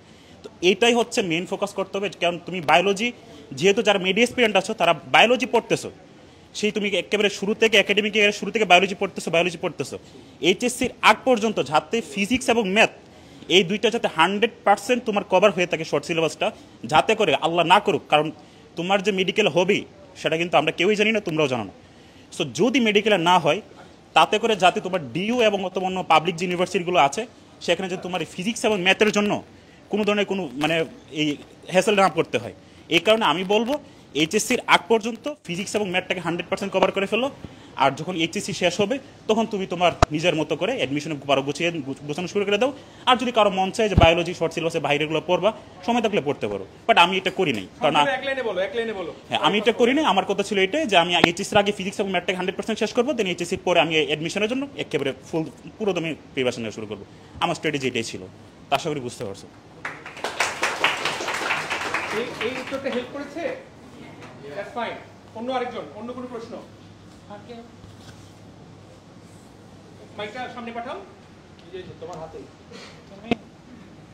ভাইয়া হচ্ছে জিকের জন্য মানে কিভাবে প্রিপারেশন নেওয়া শুরু করব, মানে কোন বিষয়টা থেকে পড়া শুরু করব? সুযোগ দাও, আসো তুমি আসো। হিরো, জিকের জন্য কিভাবে প্রিপারেশন নেবে? তুমি কি করছিলে, তোমারটা বলো, ও কি করবে? আসসালামু আলাইকুম, আমার নাম হচ্ছে মোহাম্মদ সিফাত মোল্লা। আমি বিএফ শাইন কলেজ কুর্মিটোলা থেকে পড়াশোনা করছি, আর এখন আমি মানে স্যার সলিমুল্লাহ মেডিকেলে পড়াশোনা মানে ভর্তি হয়েছি মাত্র, পড়াশোনা করব ভবিষ্যতে। তো জিকে হ্যাঁ পড়াশোনা করব, এখন তো শুরু করি। তো জিকের জন্য হচ্ছে আমি একদম যখন কলেজে প্রথম থেকে ছিলাম, মানে প্রথম উঠছি, তখন জিকের যেই মানে অ্যাসপেক্ট সিরিজের যে বইটা আছে ওটা আমার ফোনে পিডিএফ ছিল। আমি অলওয়েজ ঘুমানোর আগে মানে আমি ঘুমানোর আগে মানে একবার হইলো মানে ওই বইটা খুলতাম, খোলার পরে লাইক মুক্তিযুদ্ধ, দেন হচ্ছে যেগুলো হচ্ছে বাংলাদেশ বিষয় বলে এগুলো আমি ঘাটায় মানে একটু হলেও মানে পড়ার চেষ্টা করতাম। এবং মানে আমার দেখা গেছে সম্পূর্ণ বই যদি আমি হাতে নিয়ে পড়তাম তাহলে কিন্তু আমি এত পড়তে পারতাম না। আর পিডিএফ কিন্তু মানে অতি সহজেই স্ক্রল করা যায়, তো স্ক্রল করতে করতে আমি মানে ওইগুলো শেষ করছি। তারপরে যখন মানে এইচএসসি মানে আমরা যখন আমাদের টেস্ট পরীক্ষা শেষ হয়েছে, আমি দেখছি মানে ওই বইটা আমার 3-4 বার পড়া হয়েছে পিডিএফ, সত্যি বলতেছি 3-4 বার পড়া হয়েছে। এবং পরে যখন আমি মেডিকেলের প্রিপারেশন নিছি তখন বাংলাদেশ বিষয় নিয়ে আমার অত প্যারা নিতে লাভ হয় নাই। এই জন্য আমি ইন্টারন্যাশনাল যে বইটা দিছে এক জায়গা থেকে, তো ওইখান থেকে ওই বইটা আমি 4 বার পড়ছি, 3 থেকে 4 বার পড়ছি। আমি মানে এরকম না একদম ডিপলি সব পড়তেইব, একটু মানে একবার হইলে যেন ওই জিনিসটা আমি দেখা যায়। এই জন্য মানে দেখা গেলে কি হয় আমাদের কনফিডেন্সটা বাড়ে। আর আমি আমার এক্সাম হলে যখন গেছি আমার কনফিডেন্স ছিল 100-র উপরে, ঠিক আছে। আর আমি আমার ভাইরা মানে যাদেরকে আমি ক্লাস করতাম ওরা বলতো যে এক্সাম হলে গিয়ে একটু শান্ত থাকবা। আমি শান্ত থাকার লোক না, আমি ইচ্ছা মতো কথা বলছি, সত্যি ভাই। আমার পিছনে যারা ছিল ওদের সাথে ঘুরে ঘুরে কথা বলছি, টিচার আইছে টিচারের সাথে কথা বলছি, সবার সাথে। যখন হাতে এক্সাম দিছে তখন এক্সামটা দেখে মনে হয়েছে আমি কি আসলে মেডিকেল এক্সাম দিতে আইছি নাকি আমি মানে আগের মতো যেভাবে কথা বাড়তি বলতাম এরকম এক্সাম দিছি। তো এরকম ইভেন আমার সামনে থেকে 2-3টা মেয়ে ছিল, ওরা আমার পরে জিজ্ঞেস করছে, মানে এক্সাম চলমান সময় আমার জিজ্ঞেস করছে যে আবু সাইদ কখন মারা গেছে? 16ই জুলাই, মানে এমনি উত্তর দিচ্ছি, ঠিক আছে। তো আমার পরীক্ষা ছিল এমনি তো তোমাদেরকে বলো যে জিকেটা আছে এখন থেকে টুকটাক পড়া শুরু করে দাও, মানে তখন মানে জন্য জমা রাখলে অনেক মানে পরে প্যারা নিব আর কি। এই দিবে। অসংখ্য ধন্যবাদ নরসিংদীর গর্ব সিফাত, ওর জন্য হাততালি। ওর এখান থেকে যেটা সবচেয়ে গুরুত্বপূর্ণ লার্নিং, জিকে কিভাবে পড়বা এটা ম্যান টু ম্যান ভ্যারি করবে। জিকে কেউ এখন পড়বে, কেউ পরীক্ষার আগে 10 দিন পড়বে, কেউ এখন পড়েও হয়তো 5টা কমন পাবে না, কেউ পরীক্ষার আগে 10 দিন পরে 10টাই কমন পাবে, ডিপেন্ডস অন। বাট পড়লে অবশ্যই শুরু থেকে পড়তে থাকা উচিত, দ্যাটস ফাইন, এবং বুদ্ধি খাটিয়ে পড়া উচিত। ফাহাদ ভাই যখন আসবে তখন জিকে আরও কীভাবে বেটার পড়া যায়। আমরা তো এবার যেমন ফাহাদ ভাই বা আমরা যারা মেডিকেল পড়াই, আমরা তো আসলে সবসময় সব ক্লাস নেই, কিন্তু আমরা এসিএস এর সাথে যুক্ত হওয়ার পর বাকি ডিপার্টমেন্টগুলোতে তো টিচার ফিক্সড। তো স্টুডেন্টরা এক টিচারকে 2 জায়গায় দেখলে মনে যে আবার কি পড়াবে। তো আমরা ভাই বাধ্য হয়ে আগে আমরা ডিপার্টমেন্ট ভাগ করে নিতাম, কিন্তু যারা মেডিকেলের জন্য পড়ায় তারা আসলে সবই পড়ায়, কারণ মেডিকেলের physics is not engineering physics, মেডিকেলের কেমিস্ট্রি ইঞ্জিনিয়ারিং কেমিস্ট্রি না। তো এটা পড়ানোর জন্য কিছুটা আলাদা তোমার প্যাটার্ন, আলাদা থট অফ ইন্টারেস্ট লাগবে। তো জিকেটাও আমাদের যেহেতু মেডিকেল জিকে, এটা পড়ার সিস্টেমটা ফাহাদ ভাই এবার আমাদেরকে গাইড করবেন, সাথে আমি আছি। তো ভেরি গুড। কিন্তু ওর যেটা লার্নিং সেটা হলো একসাথে দুটো সাউন্ড যাচ্ছে নাকি, আরেকটা কোথায়, আরেকটা তোমার হাতে, আচ্ছা। আরেকটা সবচেয়ে গুরুত্বপূর্ণ লার্নিং, ও দেখো খুব জলি মাইন্ডে পরীক্ষা দিয়েছে এবং সেজন্যই ও সলিমুল্লাহ মেডিকেল চান্স পেয়েছে। ও যদি আজকে আমি ফাটাই ফেলবো রে, আজকে হয়েছে পরীক্ষায়, এরকমভাবে পরীক্ষা দিত করে ফেলবো, তাহলে দেখবা যে ও সলিমুল্লাহ না, ও সলিম মেডিকেল কলেজে চান্স পেয়ে বসে আছে। বুঝতে পারছি? এটাই ফ্যাক্ট, এটা আমি সবসময় বলি, it should be in a chill mood. ও যেটা মনে করেছে যে এটাকে আমি মেডিকেল পরীক্ষা দিচ্ছি নাকি অন্য কিছু, ওই মুহূর্তেই ও চান্স পেয়ে বসে আছে। আর যে মনে করবে যে আজকে মেডিকেল পরীক্ষা দিচ্ছি, সারা আমার বাপ মায়ের স্বপ্ন কি হয়ে যাবে এখান থেকে বের হলে, ওরা ভালো করে না। That's the truth. Very good. প্রশ্নটাও ভালো ছিল, উত্তরটাও ভালো। আর কারো কোনো প্রশ্ন নিয়ে যাও। আর কেউ তুমি তো ইঞ্জিনিয়ারিং অ্যাসপিরেন্ট। নে ও ফুটেজ খেতে চায়, দে ওকে দে। আসলে ভাইয়া প্রশ্নটা হচ্ছে যে প্রত্যেকটা যারা ইঞ্জিনিয়ারিং প্রস্তুতি নেয় তাদেরই মনের জাতীয় প্রশ্ন আর কি। বলতে গেলে যে আমরা ইঞ্জিনিয়ারিং প্রস্তুতি নেওয়ার সাথে সাথে মানে বায়োলজিটা কিভাবে চালায় যাইতে পারি, আর মানে একই সাথে মেডিকেল যেহেতু ফার্স্ট পরীক্ষা যেভাবে ভাইরা বললো, তো সবারই একটা এক্সপেকটেশন থাকে। তো এই জায়গায় আসলে আমরা কিভাবে শুরু করতে পারি নতুন করে, মানে আর কি বায়োলজি আবার প্রথম আমি একটু সাপ্লিমেন্ট করি। আচ্ছা আমি একটু বলি, আর এটাই তো প্রশ্ন তোমার। জি জি। আচ্ছা তুমি ভাই একটা কাজ করো, সিম্পল, তুমি যে 14টা অধ্যায় আছে, এই 14টা অধ্যায় তুমি খুব ভালো করে পড়ো। 14টা অধ্যায়ের টু দ্য পয়েন্ট, এভাবে তুমি শুধুমাত্র সিকিউ বা এমসিকিউ এভাবে টার্গেট করে পড়ো না। 14টা অধ্যায় আছে, বোটানির 7টা, জুলজির 7টা, তুমি 100% পড়বা একদম শুরু থেকে শেষ, ঠিক আছে? ওখানেও সিলেক্টিভ হয়েও না। যেটা হয় যে যারা ইঞ্জিনিয়ারিং এক্সপিরিয়েন্স বা আমরা যারা বায়োলজিতে A+ পাওয়ার জন্য দেখা যায় যে আসলে 7টা অধ্যায় ভালো করে পড়ার তো দরকার পড়ে না, বোটানি 7টা অধ্যায় কি A+ পাওয়ার জন্য ভালো করে পড়ার দরকার পড়ে, ওর মধ্যে আমরা আবার সিলেকশন করি। বোর্ড সিলেকশন করে দিছে কয়টা, যে 12টার মধ্যে 7টা পড়, তুই তার মধ্যে আবার সিলেকশন করিস যে 5-এর মধ্যে এই 4 আমি ভালো করে পড়বো, এই 3 আমি পড়বো না, এবং যে 4 পড়বো সেই 4 পড়ার সময় পরীক্ষার হলে আমার সেট আপ থাকে যে তুই 2টা আমি 2টা। ভাই বুঝছিস? সো দ্য ফ্যাক্ট ইজ তুই বোটানির 7টা চ্যাপ্টার, জুলজির 7টা চ্যাপ্টার, এখানে কোনো ছাড় দিস না। যেহেতু ম্যাক্সিমাম যে পরীক্ষাগুলো আদারওয়াইজ মানে মেডিকেল পরীক্ষা শর্ট সিলেবাসের ভিতর থেকে কিন্তু বায়োলজি কোশ্চেনগুলো মেজরিটি আসে, ইভেন মেডিকেলও। তুই 30টার মধ্যে দেখা যাবে যে ফাদ আমি যদি বলি 24টা 23-24টা তো শর্ট সিলেবাসের ভিতরেই থাকে, তো 4-5টা কোশ্চেন আসলে বাইরে থাকে। তো ওইটার জন্য তুই পরেও কাজ করার সুযোগ পাবি, আনলেস আদারওয়াইজ তুই হ্যাঁ সবগুলা থেকে এবার ছিল। তো নর্মালি দেখা যায় যে শর্ট সিলেবাস তোর ভালো করে দখল থাকলে পরে বাকি 10টা নিয়ে চিন্তা করা যায়, কিন্তু তোর যদি এই 14টাতেই ঝামেলা থাকে তাহলে আসলে তুই কভার আপ করতে পারবি না। আমার উত্তর পাইছিস? ঠিক আছে, এইখানে প্লিজ মানে সিলেক্টিভ হইস না যে এই 2 টপিক পড়বো, এই 3 টপিক আমি পড়বো না। বুঝছিস কি? এটা কর, আর কিছু করতে হবে না। পরে এইচএসসির পরবর্তী সময়ে যেহেতু engineering, math, physics, chemistry priority বেশি, বায়োলজির 14টা অধ্যায় তোর priority. Clear? I think that's something very well. ওদের হাতে আছে। হ্যাঁ, আর কারো কোনো প্রশ্ন? ভেরি গুড, করো দ্রুত। আসসালামু আলাইকুম। আমার কোশ্চেন হচ্ছে, এটা প্রায় সবার কোশ্চেন, আমরা বায়োলজি পড়ি বাট হচ্ছে মনে থাকে না। যেমন আমার কালকে বোটানি পরীক্ষা, আমার কালকে বোটানি পরীক্ষা, আমি পড়তে বসে আমার মনে হচ্ছে আমার প্রতিটা চ্যাপ্টারে নতুন করে পড়তেছে, আমার নতুন করে সব মুখস্থ করা লাগতেছে। আমরা 2 এন্ড থেকে শুনবো। বস রেস্ট নিচ্ছেন, তোমরা কি মনে রাখতা? ইয়েস, পরিচয়টা দাও বস। আপনি আমি তাহসিনা তাসনিম, এবার রংপুর মেডিকেল কলেজে পড়ছি। আমি বেসিক্যালি যেভাবে বায়োলজি মনে রাখতাম, তুমি যেটা বললে যে বায়োলজি মুখস্থ করছো, তুমি মুখস্থ করবে না, সেটা বুঝে পড়বে। আর অ্যাডমিশন টাইমে আমি যেটা করতাম, আমি আমার মানে পারিপার্শ্বিকের সাথে রিলেট করে বেশি পড়তাম। আমার ক্ষেত্রে হচ্ছে যে হ্যাঁ, আমি আমার পারিপার্শ্বিকের সাথে রিলেট। তোমাকে নিজেকে এই টপিকটা নিয়ে যতটুকু যেভাবে তুমি মনে রাখতে পারো, ও রোনালদো দিয়ে মনে রাখছে, ওর আত্মীয়দেরকে দিয়ে মনে রাখছে। তো আমি জানি না আত্মীয়রা ভালো নাকি খারাপ, কিন্তু যে যেভাবে বুঝতে পেরেছি, it should be you, not us, not the book. তোমাকে তোমার মনে রাখার উপায় নিজেকে ঠিক করে নিতে হবে ভাইয়া।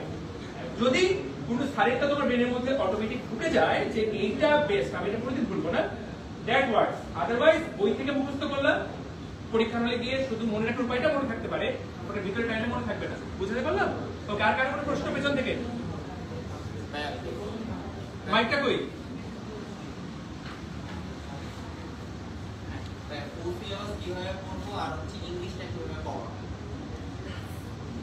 ফুল সিলেবাস কিভাবে পড়ো? তোমরা কিভাবে পড়ছো একটু শেয়ার করো। তুমি তো মনে হচ্ছে জীবন থেকেও আরেকটা মাইক্রোফোন পকেটে ঢুকেছে, বের করো। ওটা দেখি একটু জোরে কণ্ঠে কানেকশন নেই, সরি, আওয়াজ তোলো।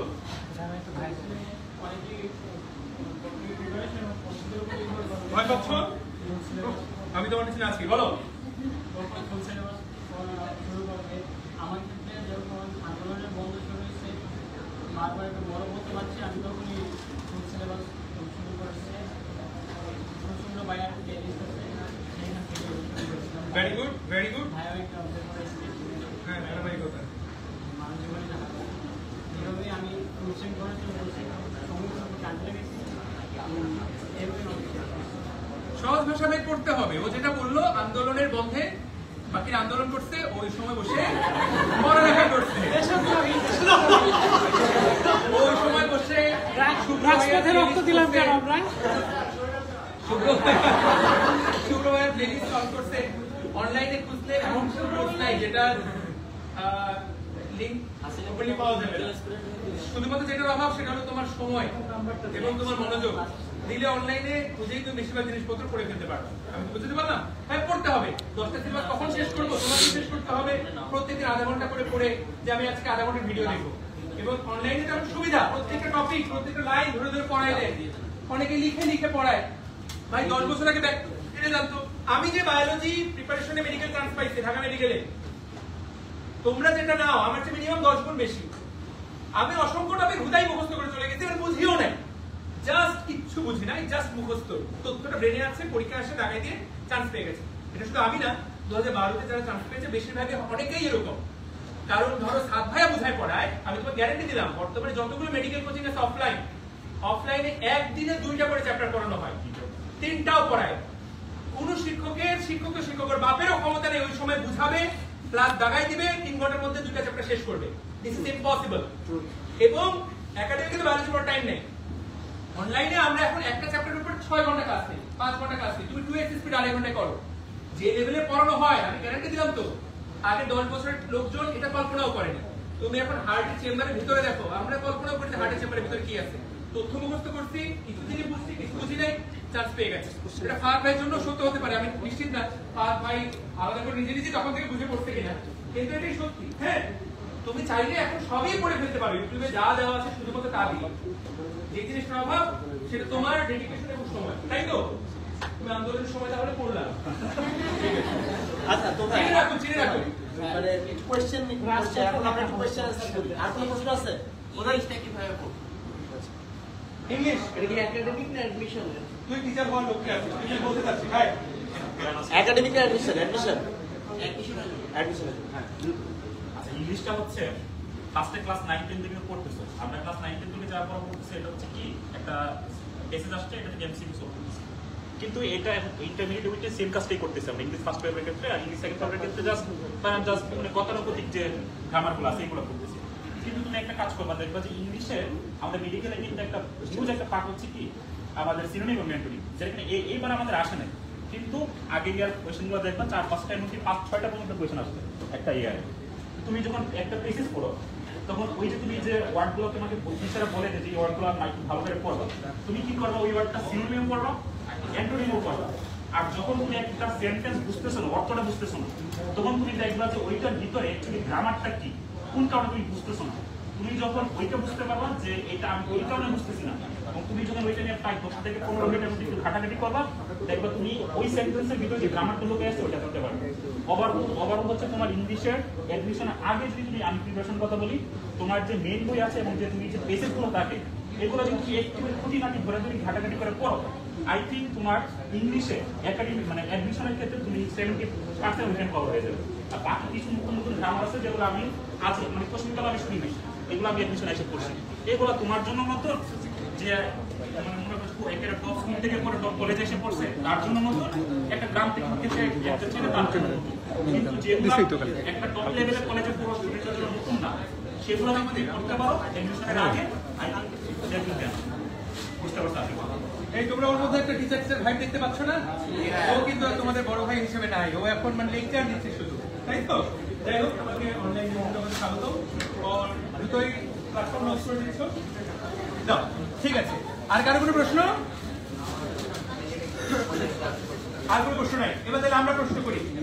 অনেকগুলো গিফট নিয়ে আসা হয়েছে, যে পারবে, যে সবারই উত্তর দিতে পারবে সে একটা গিফট একজন পেলে পরে আর পাবে, একটা গিফট একজন পেলে পরে সে আর পাবে না। তার আগে একটু খালি মনে করিয়ে দিই, তোমাদেরকে অলরেডি আমরা দুটো গিফট দিয়েছি। সবার কাছে গত বছর 2024 সালে মেডিকেল ভর্তি পরীক্ষার প্রশ্নপত্রটা গেছে? গেছে? পেয়েছো? উল্টাও তো 1 নম্বর প্রশ্ন, 1 নম্বর প্রশ্ন দেখো তো, রেফারেন্স কি লেখা? 1 নম্বর প্রশ্ন। আরো দেখে বেরিয়ে উত্তর প্রশ্ন নেই কম শর্ট। এই কি ব্যাপার?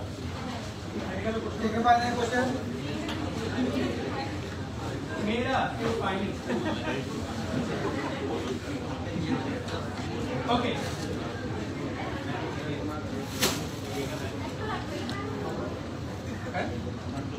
আচ্ছা ঠিক আছে, আমরা এখন দ্রুত ঘাটাঘাট প্রশ্ন উত্তর খেলবো। যারটা কানে পৌঁছাবে এবং আমরা ডিটেক্ট করতে পারবো সেই পুরস্কার পাবে। শুধু পার্টিং হবে না, আমাদের কান পর্যন্ত আসতে হবে। তার আগে দুটো জিনিস তোমাদেরকে আমরা অলরেডি দুটো জিনিস দিয়েছি, একটা মেডিকেল ভর্তি পরীক্ষার প্রশ্ন, আরেকটা দিয়েছি পাশে আরেকটা ওএমআর, ওটা আমাদের পাবলিকেশন জিএমসি ডিমার্সের। তো তোমরা প্রত্যেকে এক একজন এক একটা সেট পেয়েছো, পাইছো কি? মেডিকেল ভর্তি পরীক্ষার মতোই দেখতে ওএমআর, ওটায় বাসায় গিয়ে পরীক্ষা দিবা, দেখবা কে কত পাও। পরীক্ষাটা কিভাবে দিবা? ওই যে ওএমআর দেওয়া আছে, দেখো, দেখতে পাচ্ছ? বের করো, এটা বুঝাই দিই, তারপরে আমরা প্রশ্ন উত্তর খেলা যাচ্ছি। দেখতে পাচ্ছ কি? আরে আজকে আর কথা বলা যাবে না। ইউনিভার্সিটি মাস্টারটা এটা না, এইটা দেখো এবার দেওয়া। তোমার এই মুহূর্তে এক একটা পাইছো। ধরো কেউ হয়তোবা কোর্সের গঠন পেয়েছো, কেউ পেয়েছো ভেক্টর, কেউ মডেল টেস্ট পেতে পারো, কেউ ইংলিশ প্রশ্ন পেতে পারো, কেউ জিকে পেতে পারো। সবাই এক প্রশ্ন পাও নাই। কেউ হ্যাঁ ফাইন, কেউ 101, কেউ 103। তুমি কত? সেট কত? সেট হ্যাঁ, একটু পেয়েছো। যে কোনো একটা সময় তোমরা একটা পরীক্ষা দিবা, ওই যে ওএমআরে পরীক্ষাটা দিবা। শেষ করে যাও, পরীক্ষা দিয়ে প্লে স্টোরে একটা অ্যাপ আছে, ডিডি স্ক্যানার, স্ক্যানার, ওই স্ক্যানার একটা নামাবা দেয়, নামায় ওএমআর করবা, তোমাকে উত্তরটা দেখে দিবে কি অবস্থা। বুঝতে পারলাম? এটা একটা গিফট, এটা তুমি একটা সেট পেয়েছো, টোটাল এখানে মধ্যে 100টা সেট আছে, 1 থেকে 100। তোমাকে জাস্ট পরীক্ষায় আমন্ত্রণ জানালাম। এবার এইটা বের করো, এইটা দেখো তো। 1 নম্বর প্রশ্নের রেফারেন্সটা পড়ো। 1 নম্বর প্রশ্ন কোথা থেকে আসছে? আলিমের চ্যাপ্টার 1 পেজ 16, তাই না? এমসিকিউ 14, অনুশীলনী পেজ 86। আচ্ছা চলে যাও 15 নম্বর প্রশ্ন। 15তে যাও, রেফারেন্স কি? আজমল। 30-এ যাও, 30 রেফারেন্স কি? আজমল। 31-এ যাও, হাসান। 30টার 31টা যতগুলো প্রশ্ন এসেছে বায়োলজি থেকে, প্রত্যেকটা কোথা থেকে আসছে? তোমার বোর্ড বইগুলো থেকে খুঁজে দেখবা অর্ধেক বোর্ড থেকে আসছে, অর্ধেক বইয়ের ভিতরে গুরুত্বপূর্ণ লাইন থেকে। এমন কোন লাইন থেকে না যেটা কখনো পড়ানো হয়নি, এবং এমন কোন লাইন থেকে না যেটা কখনো পড়া হয়নি। কেমিস্ট্রি দেখো, কেমিস্ট্রি প্রশ্ন দেখো, বাসায় গিয়ে প্রত্যেকটা দেখবা, রেফারেন্স দেখবা। 32 দেখো কোথা থেকে আসছে, হাজারি দেখো, বা 55 দেখো কোথা থেকে আসছে। আমরা বইয়ের কোন জায়গা থেকে আসছে পেজ নাম্বার পর্যন্ত দিয়ে দিলাম। ফিজিক্স দেখো, জাস্ট ট্র্যাক করা যায় এবছর মেডিকেল ভর্তি পরীক্ষায় কি প্রশ্ন আসবে, ওপেন বুক। সবাই জানে যে এই চ্যাপ্টারগুলো এগুলো থেকে প্রশ্ন আসবে। চান্স পাবা কি পাবে না নির্ভর করবে তুমি তথ্যটা ব্রেনের মধ্যে নিয়েছো কি নেওয়া নাই। তো কার কতটুকু নেওয়া আছে, তার মানে কি প্রশ্ন কি আকাশ থেকে আসে, এবং এই প্রশ্নের পরীক্ষা দিবা। প্রশ্নগুলো এখন দেখো, কঠিন না সহজ? সহজ, অবশ্যই সহজ, কারণ নিচে উত্তর দেওয়া। উত্তরটা কারে নেই এখন কেউই পারবে না, রাইট? ওকে, চলো সাদ ভাই আপনি প্রশ্ন করবেন, ওরা উত্তর দিবে, যে সবার আগে উত্তর দিতে পারবে সে পুরস্কার পাবে। পুরস্কারগুলো প্রশ্ন করব কোন থেকে? কেমিস্ট্রি কোন অধ্যায়? সিলেবাসের বাইরে না সিলেবাসের ভিতরে? সিলেবাসের ভিতরে, সিলেবাসের ভিতরে, সিলেবাসের ভিতরে। ভাই বই দেব নাকি?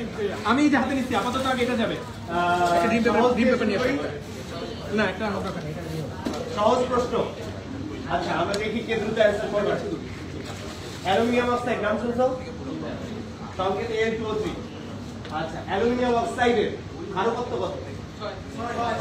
সবার আগে 6 কে বলছে? এই যে এখানে তুই তো একবার জিতলি নাকি কিছু? 2 হইছে। তালি দাও, তালি দাও। ঘনত্ব ওয়াও! কি নাম তোমার? ঘনত্ব 2, অম্লত্ব 6। থ্যাংক ইউ বলি। হাতে এই জিনিস কখনো ভুল হবে না। Al2O3 উভধর্মী oxide. আর যারা উভধর্মী অক্সাইড হয় তারা অম্লের সাথে বিক্রিয়া করে, ক্ষারের সাথে বিক্রিয়া করে। তো Al2O3 6 মোল HCl এর সাথে বিক্রিয়া করে, অম্লত্ব তাই 6। Al2O3 ক্যালকুলেট করার সিস্টেম হচ্ছে অক্সাইড গুলোর বেলায়, ধাতব অক্সাইড গুলোর বেলায় অক্সিজেনের সংখ্যা যত তার ডাবল হচ্ছে তার ক্ষারকত্ব। Al2O3 এর ক্ষারকত্ব 3 দুগুণী 6, বাট অম্লত্ব হচ্ছে 2, কারণ সে 2 মোল সোডিয়াম হাইড্রোক্সাইডের সাথে বিক্রিয়া করে। নাম কি? কোন কলেজ? Very good, excellent. আচ্ছা পরের প্রশ্ন। হ্যাঁ ভেরি গুড। দেখতে সহজই লাগে, শুনলে সহজ লাগে, কিন্তু আসলে উত্তরটা একটু আলাদা। আচ্ছা পরের প্রশ্ন। ফার্স্ট সিলেবাসের ভিতরে, তাই তো? আচ্ছা আমি জৈব যৌগ দিয়ে ভাববো। আচ্ছা তোর থেকে মনোযোগ দিতে পারিনি, ভালো গেছে। প্রাইমারি অ্যামিন শনাক্তকরণ বিক্রিয়ার নাম কি? এই বিষয়ে বলছে, এই বিষয়ে বলছে ফার্স্ট কার্ডিওলাইন বিক্রিয়া। শাবাশ! নাম কি? কোন কলেজ? Very good. আচ্ছা আমি আরো প্রশ্ন করব। কয়টা? আমার জন্য বরাদ্দ কয়টা? আরে কি বলেন, আজকে আপনি চালাবেন। রেডি? আচ্ছা আমার জন্য বরাদ্দ কয়টা? তো গুলো আমার সামনে থেকে একটা প্রশ্ন করি। মানে প্রত্যেকটা চ্যাপ্টার কি কাজ করতে যাচ্ছে, ঠিক আছে?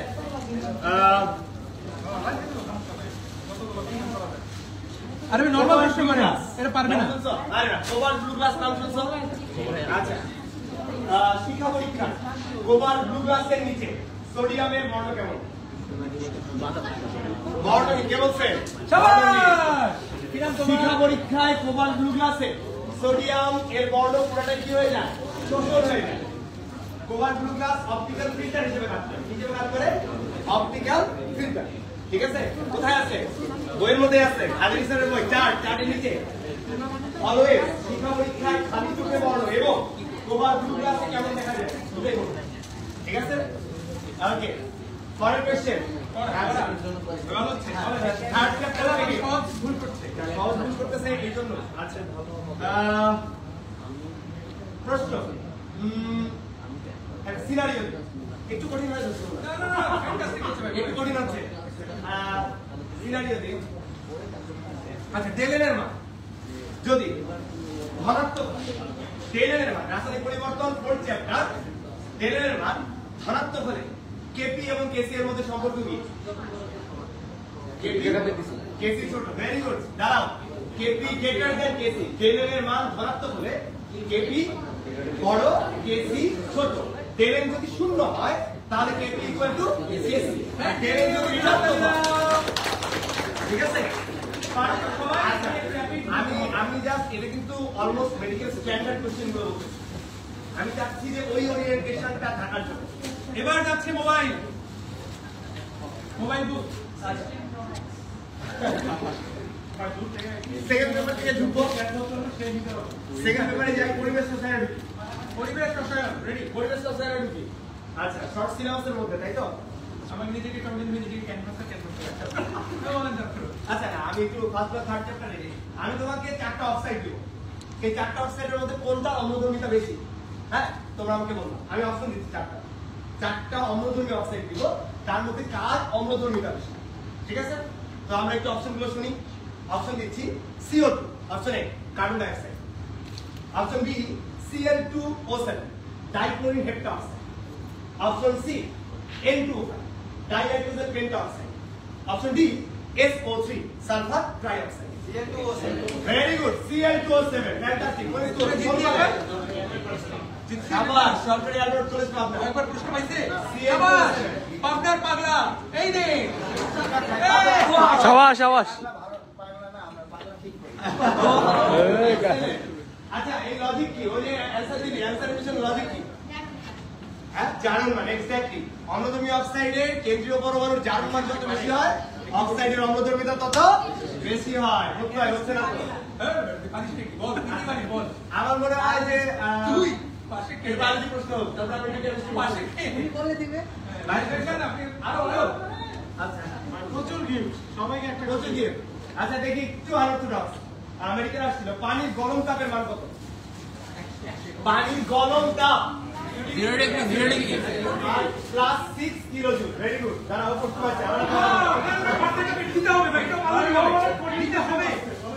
আচ্ছা শর্ট সিলেবাসের বাইরে ছিল এটা। Thank you. একটু বলে দেই যারা মেডিকেল স্পিরিট তারা শর্ট সিলেবাস করতেছিস, যখন কোন একটা চ্যাপ্টার করিস রিকোয়েস্ট হচ্ছে শুধুমাত্র ওই টপিকটা আপডেট করে করিস না, চ্যাপ্টার পর পুরোটা বুঝতে পারছি। চ্যাপ্টার করে পুরোটা যেন করিস, মানে কোন চ্যাপ্টারে ছাড়ার দরকার নেই যখন তুই শর্ট সিলেবাস করতেছিস। আচ্ছা দেখি আরেকটা প্রশ্ন, সহজ প্রশ্ন। আচ্ছা অ্যালুমিনিয়ামের অক্সাইড আকরিক আছে আমরা জানি 4টা। অ্যালুমিনিয়ামের অক্সাইড আকরিক আছে 4টা। তুমি জানো 4টা আছে? হ্যাঁ জানি তো। অ্যালুমিনিয়ামের অক্সাইড আকরিক কয়টা? 4টা। এই 4টা আকরিক আমি একটু সংকেত জানতে চাই। আমাকে বলো বক্সাইডের সংকেত বলবো না, সবাই পারি আমরা। ঠিক আছে, সবাই আমাকে একটু ডায়াসপারের সংকেত বলো।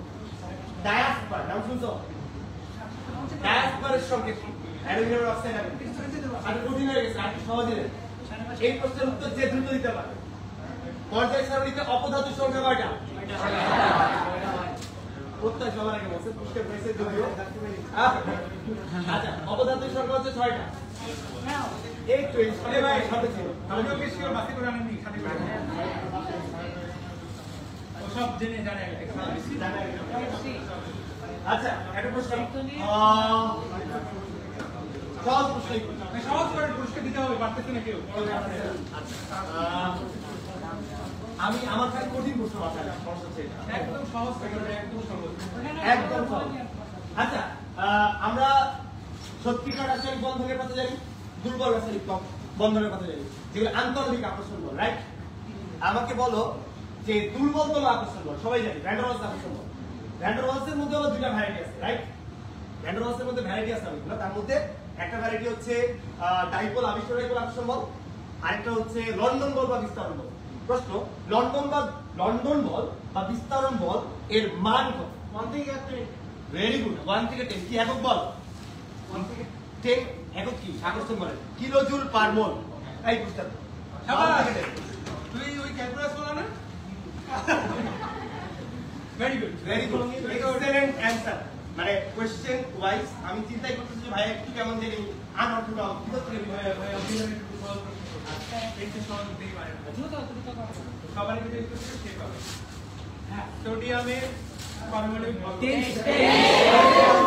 এইখানে সবার আগে আচ্ছা ডেভেলপ বলের সংখ্যা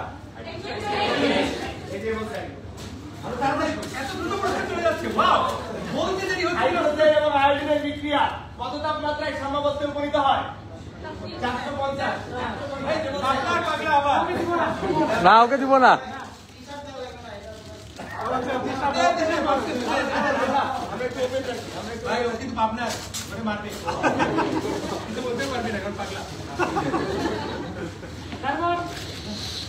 আচ্ছা রাসায়নিক বিক্রিয়ার কোন অবস্থায় Kp = QC হয়? কেসি ইকুয়াল টু কিউসি হয় এদিকে ভাই লাল চা হাতে পাইছে আমরা পিছনে যাই প্রশ্ন করি হ্যাঁ আমরা এখান থেকে দেখি হ্যাঁ কোন টপিকে কোশ্চেন করব ওকে একটা ওই রাসায়নিক পরিবর্তন থেকে আচ্ছা বল এর থেকে সহজ প্রশ্ন হয় না তোরেই সুযোগ দিলাম বা ইউরিয়া বাণিজ্যিক উৎপাদন পদ্ধতির নাম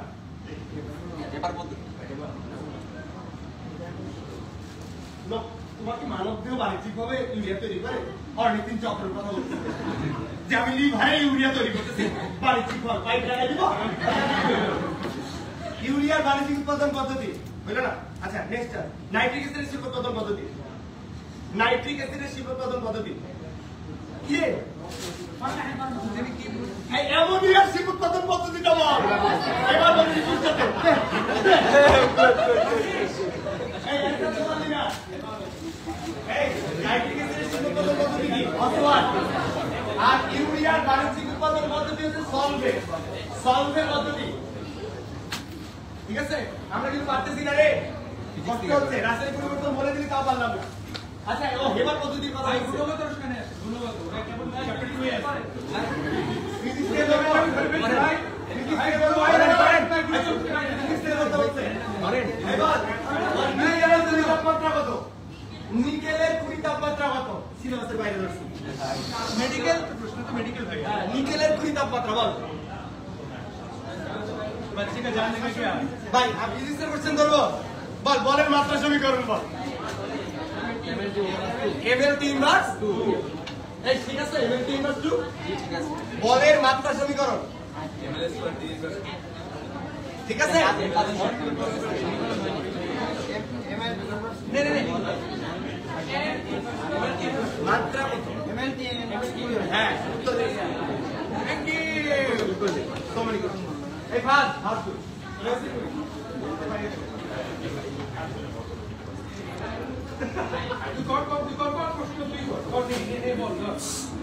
ও তোমাদেরকে চ্যালেঞ্জ দিচ্ছে তোমরা এখানে পারবে না হাইড্রোজেন পরমাণুর ভর কত এক নম্বর এক মানে দুই হাইড্রোক্সিলিন তো পরমাণু পারমাণবিক ভর নাই পারমাণবিক ভর ধরে নাই পরমাণুর ভর ধরছে হয়নি এই পিছন থেকে তুই কি বলছিস ভাই কত হাইড্রোজেন পরমাণুর 2 গ্রাম কত 1.0 হাইড্রোজেন পরমাণুর 1 আরে তো হাইড্রোজেন পরমাণুর 1 2 বললো একটা দিয়ে দেব 2 কি গ্রাম পার মোল এখন 2 কি 2 গ্রাম এই প্রশ্ন হবে পারমাণবিক ভর যদি হাইড্রোজেনের একটি পরমাণুর ভর হয় তখন ডিফারেন্ট হবে প্রশ্নটা কি মত করতে বললাম হাইড্রোজেনের পরমাণুর ভর কত একটি পরমাণুর ভর কত হ্যাঁ তাইলে কিন্তু ডিফারেন্ট আছে হ্যাঁ ডিফারেন্ট আছে সেটাই জানতে চাচ্ছি হাইড্রোজেনের একটা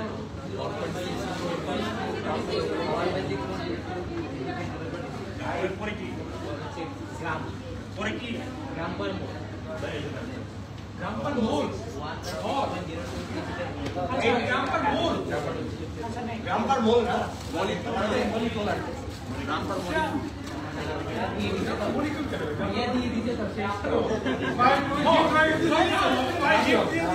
ভাই গিফট দিয়ে দিছে আচ্ছা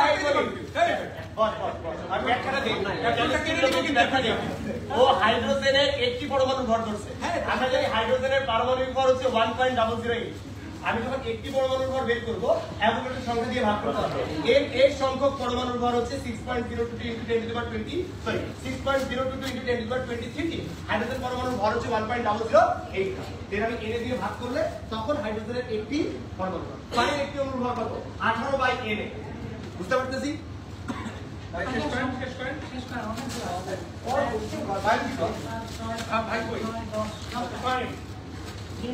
Ready, 1, 2, 3. Hey, open book.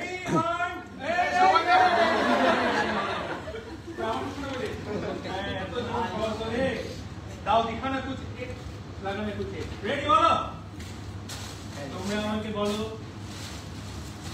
স্তন্যপায়ী প্রাণীর মাইটোকন্ড্রিয়াতে কত এস রাইবোজোম পাওয়া যায়? 70 সবার আগে কে বললো? ওইদিকে বলছে গ্রুপ পাইছে। মাইটোকন্ড্রিয়াতে কত? 70 55 কে বলছে?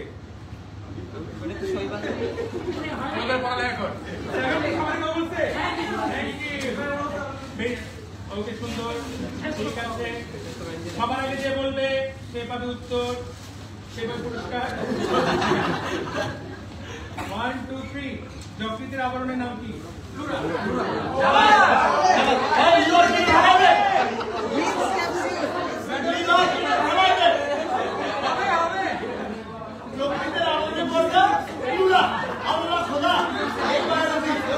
ভাই হার্ড রাখে আসছে তো।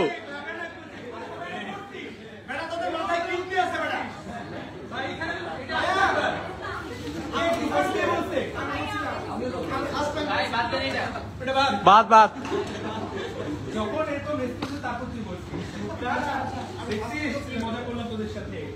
আচ্ছা বল, দাঁড়া হয়েছে রে। তোরা আমাকে বল, যকৃত থেকে রক্ত হৃৎপিণ্ডের কোন প্রকোষ্ঠে প্রবেশ করে? হাতটা তুলতে উত্তর হয়ে গেছে তো। ভেরি গুড, ওকে। তোমরা এবার আমাকে উত্তর দাও। বায়োলজি, তাই না? বায়োলজিতে আছি আমরা। Okay fine. কোন চ্যাপ্টার? তোমরাই বলো কোন চ্যাপ্টারটা পারো? জিন তত্ত্ব। আরে বল, তোরা বল কোনটা বল। তুই না বায়োলজি পারিস? পুরস্কার পাইছে তো। শোষণ এবং শাস্ত্রীয় 5 নম্বর চ্যাপ্টার। 5 নম্বর চ্যাপ্টার নাম জানিস না? শোষণ এবং শাস্ত্রীয়। শোষণ এবং শাস্ত্রীয়। শোষণ।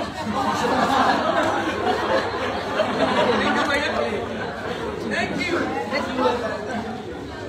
Okay, fine. শোষণ এবং শাস্ত্রীয় ওইটা পড়েছে, ওইটা পারে বলেছে। আমি এটা প্রশ্ন করি এখান থেকে। আপনি করবেন শোষণ থেকে। আমি এটা হ্যাঁ, বল প্রশ্নটা দাঁড়া প্রশ্বাসের মাধ্যমে কতটুকু জলীয় বাষ্প আমাদের দেহ থেকে বেরিয়ে যায়? Biology question.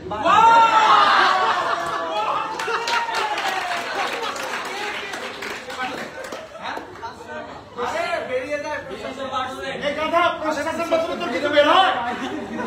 এই আমরা প্রশ্বাস গ্রহণ করি, নিঃশ্বাস ত্যাগ করি। এই প্রশ্নটা আমরা এই প্রশ্বাসের সময় বের হয় জানি।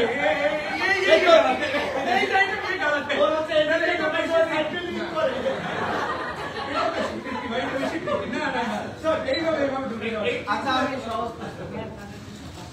সময় নেই। ডান ফুসফুসে কয়টা ফিশার আছে?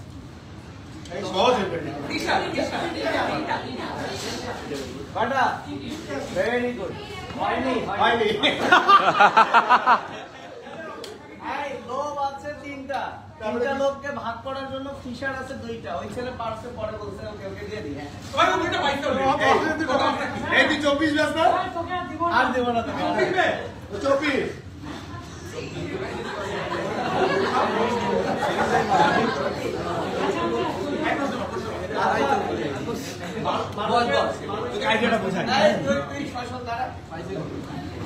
বলে বায়োলজি চ্যাপ্টার।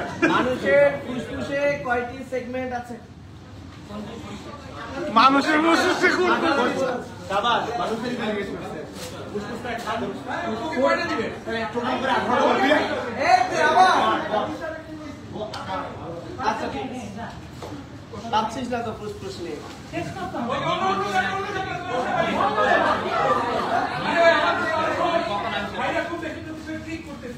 আমি একটু নরমাল প্রশ্ন করবো না, পারছে তো কেউ না কেউ তো পারছে। প্রশ্নের সাথে কথা বলে পারি ভাই, আমি 500 টাকা আছি। আরে ভাই একটা লিমিট আছে ভাই, তো সাধারণ জ্ঞান। হ্যাঁ বল, কত সালে বাংলাদেশে ঢাকা বিশ্ববিদ্যালয় প্রতিষ্ঠিত হয়? ওই ছেলেরা পুরস্কার পাইছে আগে। মানবিক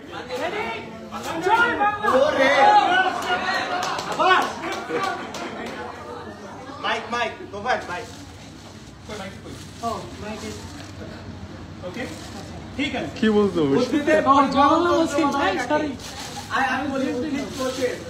আচ্ছা, কোষের পরিবহন তন্ত্র কাকে বলে? কোষের মতো ডায়লগ থাকে নাকি? কোষের শাবাশ, এক্সেলেন্ট।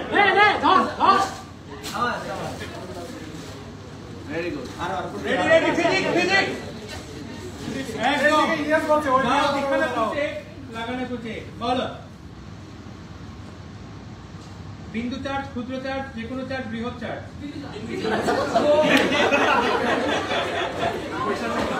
প্রশ্ন করে নাই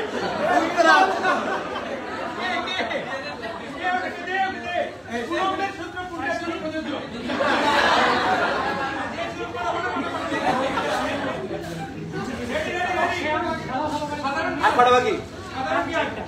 ভূচৌম্বকত্বের উপাদান কয়টি?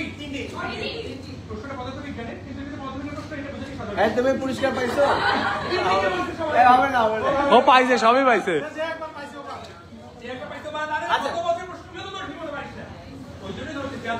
আন্টিদেরকে পুরস্কার দেই আমরা। গত বছর এসেছে এরকমই একটা প্রশ্ন, নিচের কোনটি থেকে হিস্টামিন ফর্ম হয় কোন রক্তকণিকা থেকে? সাবাস, আগুন আসতে পারে। আমি বললাম হিস্টামিন, দুজনেই একই। দাঁড়াও, সাইন্স নেই কিছু?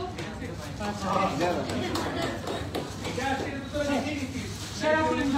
রেডি? ওকে, এবার আমাকে বলো অর্নিথিন চক্রের মাধ্যমে ইউরিয়া তৈরি হয় শরীরের কোন অঙ্গে?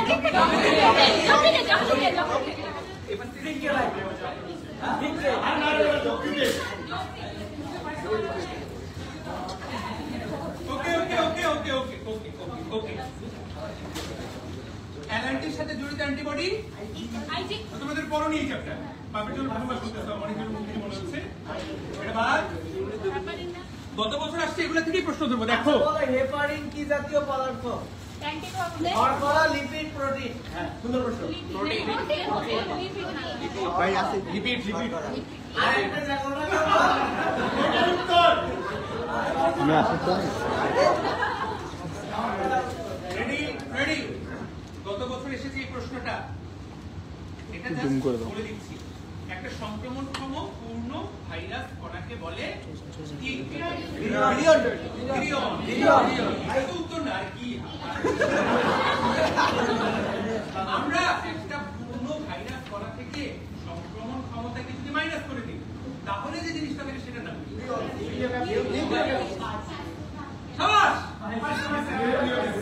উত্তর দিচ্ছে। আবার শুনে নাও, সংক্রমণ ক্ষমতা বিভিন্ন চূড়ান্ত ভাইরাস কণাকে কি বলে?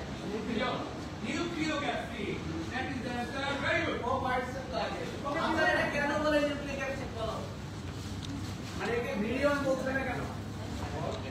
নিউক্লিয়ক অ্যাসিড কেন? মানে এই নামটাই কেন, অন্য কোনো নাম না কেন? ভিতরে নিউক্লিয় পদার্থ, ডিএনএ পারেনি, বাইরে আবরণটার নাম ক্যাপসিড। ভেরি গুড, ঠিক আছে। এইবার গত বছরের প্রশ্ন, তার ভাই বোন বলে আমি তোমাদেরকে ধরছি শুধুমাত্র পুরস্কার দেওয়ার জন্য। রেডি? আমাদের কোষে যে প্রোটিন গুলো তৈরি হয়, সেই প্রোটিন গুলো কি তৈরি করে? রাইবোজোম। ভেরি গুড, এটার জন্য পুরস্কার করি। প্রোটিন তৈরি করে আমাদের প্রোটিন তৈরি করে কে? এই প্রোটিনগুলোকে প্যাকেট করে কে? না, ওটা বলতে চাই না, হয়তো সম্পূর্ণ উল্টা কথা বলছে। ও বলছে প্রোটিন তৈরি করে গলগি বডি। কে তুমি? দাও, ওকে পুরস্কার দাও, একটা কিছু দাও। ভাই লাস্ট প্রশ্ন আমি করি। করো, তুমি বলবার নাই।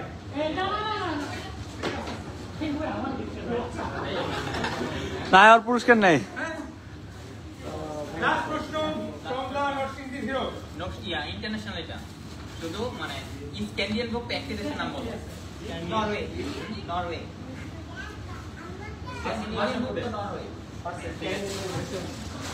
কিছু না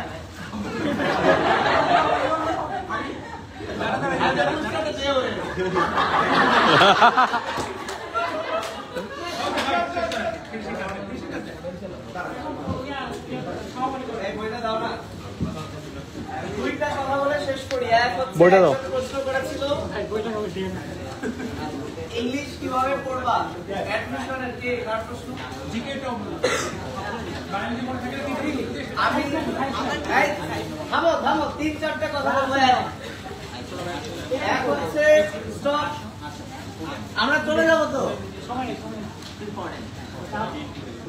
ইংলিশের গ্রামার। ধরো তুমি আজকে শিখেছো আর্টিকেল, কোথায় এ বসে, এন বসে, বি বসে, সেটা কিন্তু তোমার এভরিডে শেখার দরকার নেই। আছে ইংলিশে প্রতিদিন তোমাকে যেটা পড়তে হবে, এবং যে পড়া তোমার কখনো শেষ হবে না। তুমি কখনোই বলতে পারবে না আজ থেকে আমার ভোকাবুলারি পড়া শেষ।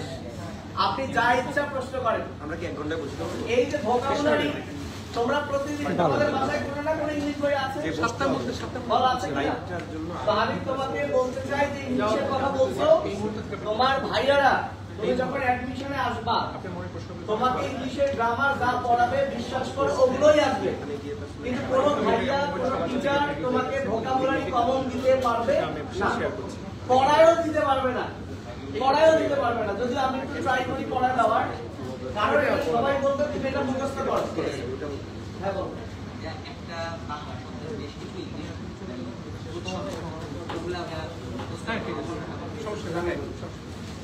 আমি আগে শেষ করি, তোমার আসছি। তো আমি যেটা বললাম যে তুমি যখন অ্যাডমিশন দিবা তোমার এক এক টিচার বলবে আজকে তুমি 20টা 50টা 100টা কি পড়ো, ভোকাবুলারি পড়ো। আমরা এবার যে কাজটা করব, তোমরা হয়তো খেয়াল করে দেখছো কিনা, ইংলিশেও আমার একটা ছবি আছে, যদি কেউ দেখো এসিএস এর মেডিকেলে ভালোই আমার মেইন কাজ হলো ওই ভোকাবুলারিটা আমি তোমাদেরকে মনে রাখার বুদ্ধি দিব। ব্যাপারটা যাতে এমন না হয় তোফাইলের মতো ওই বুদ্ধির জন্য যাতে আবার বুদ্ধি লাগে, এরকম কিছু না। যেমন এটা হচ্ছে মূলত ভোকাবুলারির বই, যারা পাইছো কে কে হাত তোলো তো। তোমরা বাসায় গিয়ে কি করবা, কিভাবে পড়বা একটু বলে দেই, তাহলে সবাই বুঝতে পারবা। এখানে প্রথমে ধরো এ আছে, বলো কি আছে? এ। নিচে 2টা কিউআর কোড আছে, এই কিউআর কোডে স্ক্যান করলে এ দিয়ে যত ভোকাবুলারি কেমনে মনে রাখবা তার নিয়ম শেখানো আছে, ক্লাস নিয়েছি আমি।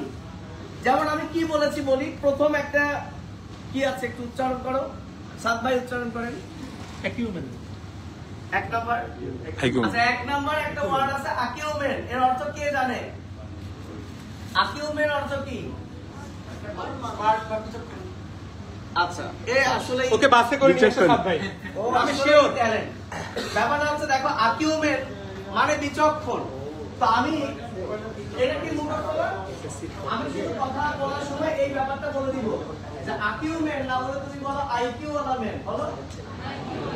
অর্থাৎ অ্যাকিউমেন না বলে কি বললাম? আইকিউমেন, অর্থাৎ যে ম্যানের আইকিউ আছে। এই যে সেম কথা জাস্ট আমি একটু ঘুরাই বললাম, এবার তোমার এটা অপশন দেখলে মনে পড়ছে। এভাবে আমি সবগুলো ক্লাস নিয়েছি, যার বই আছে পারবা। প্লাস এই যে এক্সাম, তুমি এর শেষ করে এক্সামও দিতে পারবা। এইটা আমি বানাইছি গ্রামার বইয়ে, আমি বই লিখতে জন্য আসলে সরি, এটা মেবি এসএস থেকে ওরা গিফট করবে স্টুডেন্টদের। যেটা আমি বলতে চাচ্ছিলাম, আমি মূলত গ্রামার বইয়ে ভোকাবুলারি আছে কিনা বলো। প্রতিদিন আর্টিকেল পড়বো না, প্রতিদিন নাউন প্রোনাউন পড়বো না, প্রতিদিন কি পড়বো? ভোকাবুলারি। কিন্তু প্রতিদিন এত বড় বই তো আমি ক্যারি করবো না, এজন্য শুধু ভোকাবুলারিকে আলাদা করে আমি পকেট বই বানাইছি, এরকম ফিতা দিয়েছি। অর্থাৎ তুমি প্রতিদিন পকেটে থাকবা, টিচার আসতে দেরি করছে 5 মিনিট, রিক্সায় আসো, যে কোনো সময় তুমি কিন্তু পড়তে পারো, কারণ এইটা তোমাকে এভরিডে পড়তে হবে। এবং এইটা তুমি তোমার মতো করে পড়বা। বাট আমি বিশ্বাস করি, আমি যদি এখন 60টা ভোকাবুলারি বলি, তো একবার বলবো, পরের বারই তোমার 30 থেকে 40টা এমনি মনে থাকবে, এবং আরেকবার যখন বলে ফেলবো তোমার 60টাই মনে থাকবে, হয়তো মুখস্থ থাকবে না, অপশন দেখলে ধরতে পারবো। সেটা মনে রাখার কিছু টেকনিক আছে। এবার হচ্ছে জিকে লাস্ট। এই প্রথম জিকে স্টুডেন্টরা 2 রকম প্রিপারেশন নিছে। 5 আগস্টের আগে একরকম, 5 আগস্টের পরে একরকম। 5 আগস্টের আগে এক ধরনের পড়াশোনা, 5 আগস্ট আসার পর কিছু টপিক কিন্তু বাদ দিতে হয়েছে। মাঝখানে যুক্ত হয়েছে ইন্টারন্যাশনাল। ইন্টারন্যাশনাল আমরা অনেক পড়াইছি, আমি অনেক ফ্রি ক্লাস দিয়েছি, একটাও কামে লাগে নাই। হ্যাঁ, কোশ্চেন ইন্টারন্যাশনাল যেটা ভয়ের অনেক কিছু পড়ছে, এগুলো আসে নাই। তো তোমরা জিকে কিভাবে পড়বা, আগের ইতিহাস বাদ। আগে এমন কিছু টপিক ছিল, আমরা বলতাম এই টপিক থেকে 4 থেকে 5টা প্রশ্ন আসবে। তোমরা নিশ্চয়ই বুঝতে পারছো কোন টপিক। কিন্তু এবছরের প্যাটার্ন কিন্তু চেঞ্জ হয়ে গেছে। তাই আমি বলি যে বাংলাদেশ খুব ভালো করে পড়তে হবে। এখন বলতো তুমি জানো না যে বাংলাদেশের এই যে এবার এই কাকে নিয়ে প্রশ্ন আসছিল? আবু সাইদ। না, আবু সাইদ সাম্প্রতিক। আচ্ছা, ওই যে পালায় গেছিল টাইপের। মালাই ছিল লক্ষণ সেন।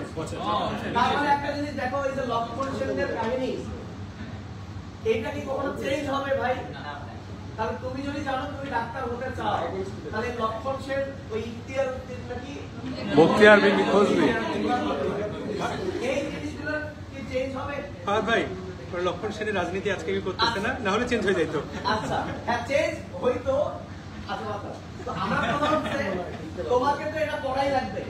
আমরা সবসময় এটাই ভুল করি যে আমাদের ফিজিক্সে 20 মার্ক, জিকে ইংলিশে 25 মার্ক, কিন্তু আমরা ফিজিক্স 2 বছর পড়ার পরেও মেডিকেলে কিন্তু ভুল করি কিনা? তাহলে আমরা কিভাবে আশা করি যেখানে 25 মার্ক আমি 2 বছর পড়বো না, শুধু ইন্টারের পরে পড়েই আমি ভালো করবো? আমরা সবচেয়ে বাস টাকা এখানে। তুমি কিন্তু জানো তোমার টার্গেট মেডিকেল, তুমি ফার্স্ট ইয়ার থেকে জেনে আসছো তোমাকে এই লক্ষণ সেন করতে হবে, তোমাকে মুক্তিযুদ্ধ করতে হবে, এগুলো কিন্তু শুনে আসছো। বাট বুকে হাত দিয়ে বলো তো কেউ করছো? বুকে হাত দিয়ে বল আমি একটা কথাই বলবো, তুমি আজকে থেকে বাংলাদেশের ইতিহাস প্রতিদিন যারা স্বপ্ন দেখো টিচার কবে পড়াবে এই অপেক্ষায় না থেকে তুমি তোমার মতো করে পড়তে হবে। এবং ভোকাবুলারির যে বই আমি এটা দেখাচ্ছি আমার মতো করে, তোমার পাশে তো একটা আছে, তুমি তো আর সবসময় বাইরে বাইরে ঘুরো না, তোমার পকেটে রাখতেই হবে বা এটা কিনতেই হবে। তোমার বাসার যে বই তুমি নিয়াত করো, 5 ওয়াক্ত যার নামাজ পড়ো, অথবা প্রতি ওয়াক্ত নামাজের পর দোয়া করার পর এসে 2টা হলো 3টা হলো দেখবা, দেখবা 2টা প্রতি নামাজের পর 2টা করে দেখো তোমার 10টা দিনে হচ্ছে। আজকে থেকে 6 মাস পর দেখো তোমার কত পড়া হচ্ছে।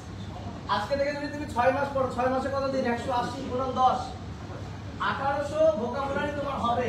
তুমি এই 1800 আগায় থাকলা, তুমি যদি ইন্টারের পর শুরু করো এই 1800 এই টাইম কি আর ফিরে পাবা? খুব সহজ হিসাব, ভোকাবুলারি ইংলিশের ম্যাক্সিমাম টিচার তোমাকে পড়াবে না। তারপরে এই প্রথম এসিএস এর ইতিহাসে আমরা সেটাও মুখস্থ করার ট্রিক দেওয়ার চেষ্টা করব ইনশাআল্লাহ। সেটার দায়িত্ব আমার উপরে পড়েছে ইনশাআল্লাহ। চলে যাব আজকে লঞ্চিং লাইভ, তোমরা দোয়া করো যাতে আমাদের লাইভ থেকে প্রচুর এনরোল হয় এবং আমরা একটা ফ্লো মেরে দিই, তোমরাও যাতে আমাদের উপর বিশ্বাস রাখতে পারো উপরে আল্লাহ। আমরা খুব বড় একটা দায়িত্ব নিয়েছি, আমি কখনোই ভাবি না যে আমি অনলাইনে আসবো, অনেকবার না করছি, বাট এবার একটা নিজে তো আসছে, আমাদের ধরেও নিয়ে আসছে এবং নিজেও আসছি। বড় ভাইকে আমি জানি যে উনি কেমিস্ট্রি পড়ালে পড়াতাম, যদি একবার ক্লাস করে ওখানে মুখস্থ হবে। এক ভাই বলছিল না ওরই ভুলে যাই, তো আমার কথা হচ্ছে পড়ার টেকনিক জানতে হবে। হ্যাঁ ভুলবো, টেকনিক জানলেও ভুলবো, সেটার জন্য বারবার চর্চা করতে হবে, কিন্তু একটু তো ইজি ওয়ে দিতে হবে। হাত ভাই পড়ালে ভুলবে না, এটা আমি গ্যারান্টি দিলাম। তো ঠিক আছে, আজকে আমরা চলে যাই। দোয়া রইল সবার জন্য, দেখা হবে ইনশাআল্লাহ। ওকে, আসসালামু আলাইকুম।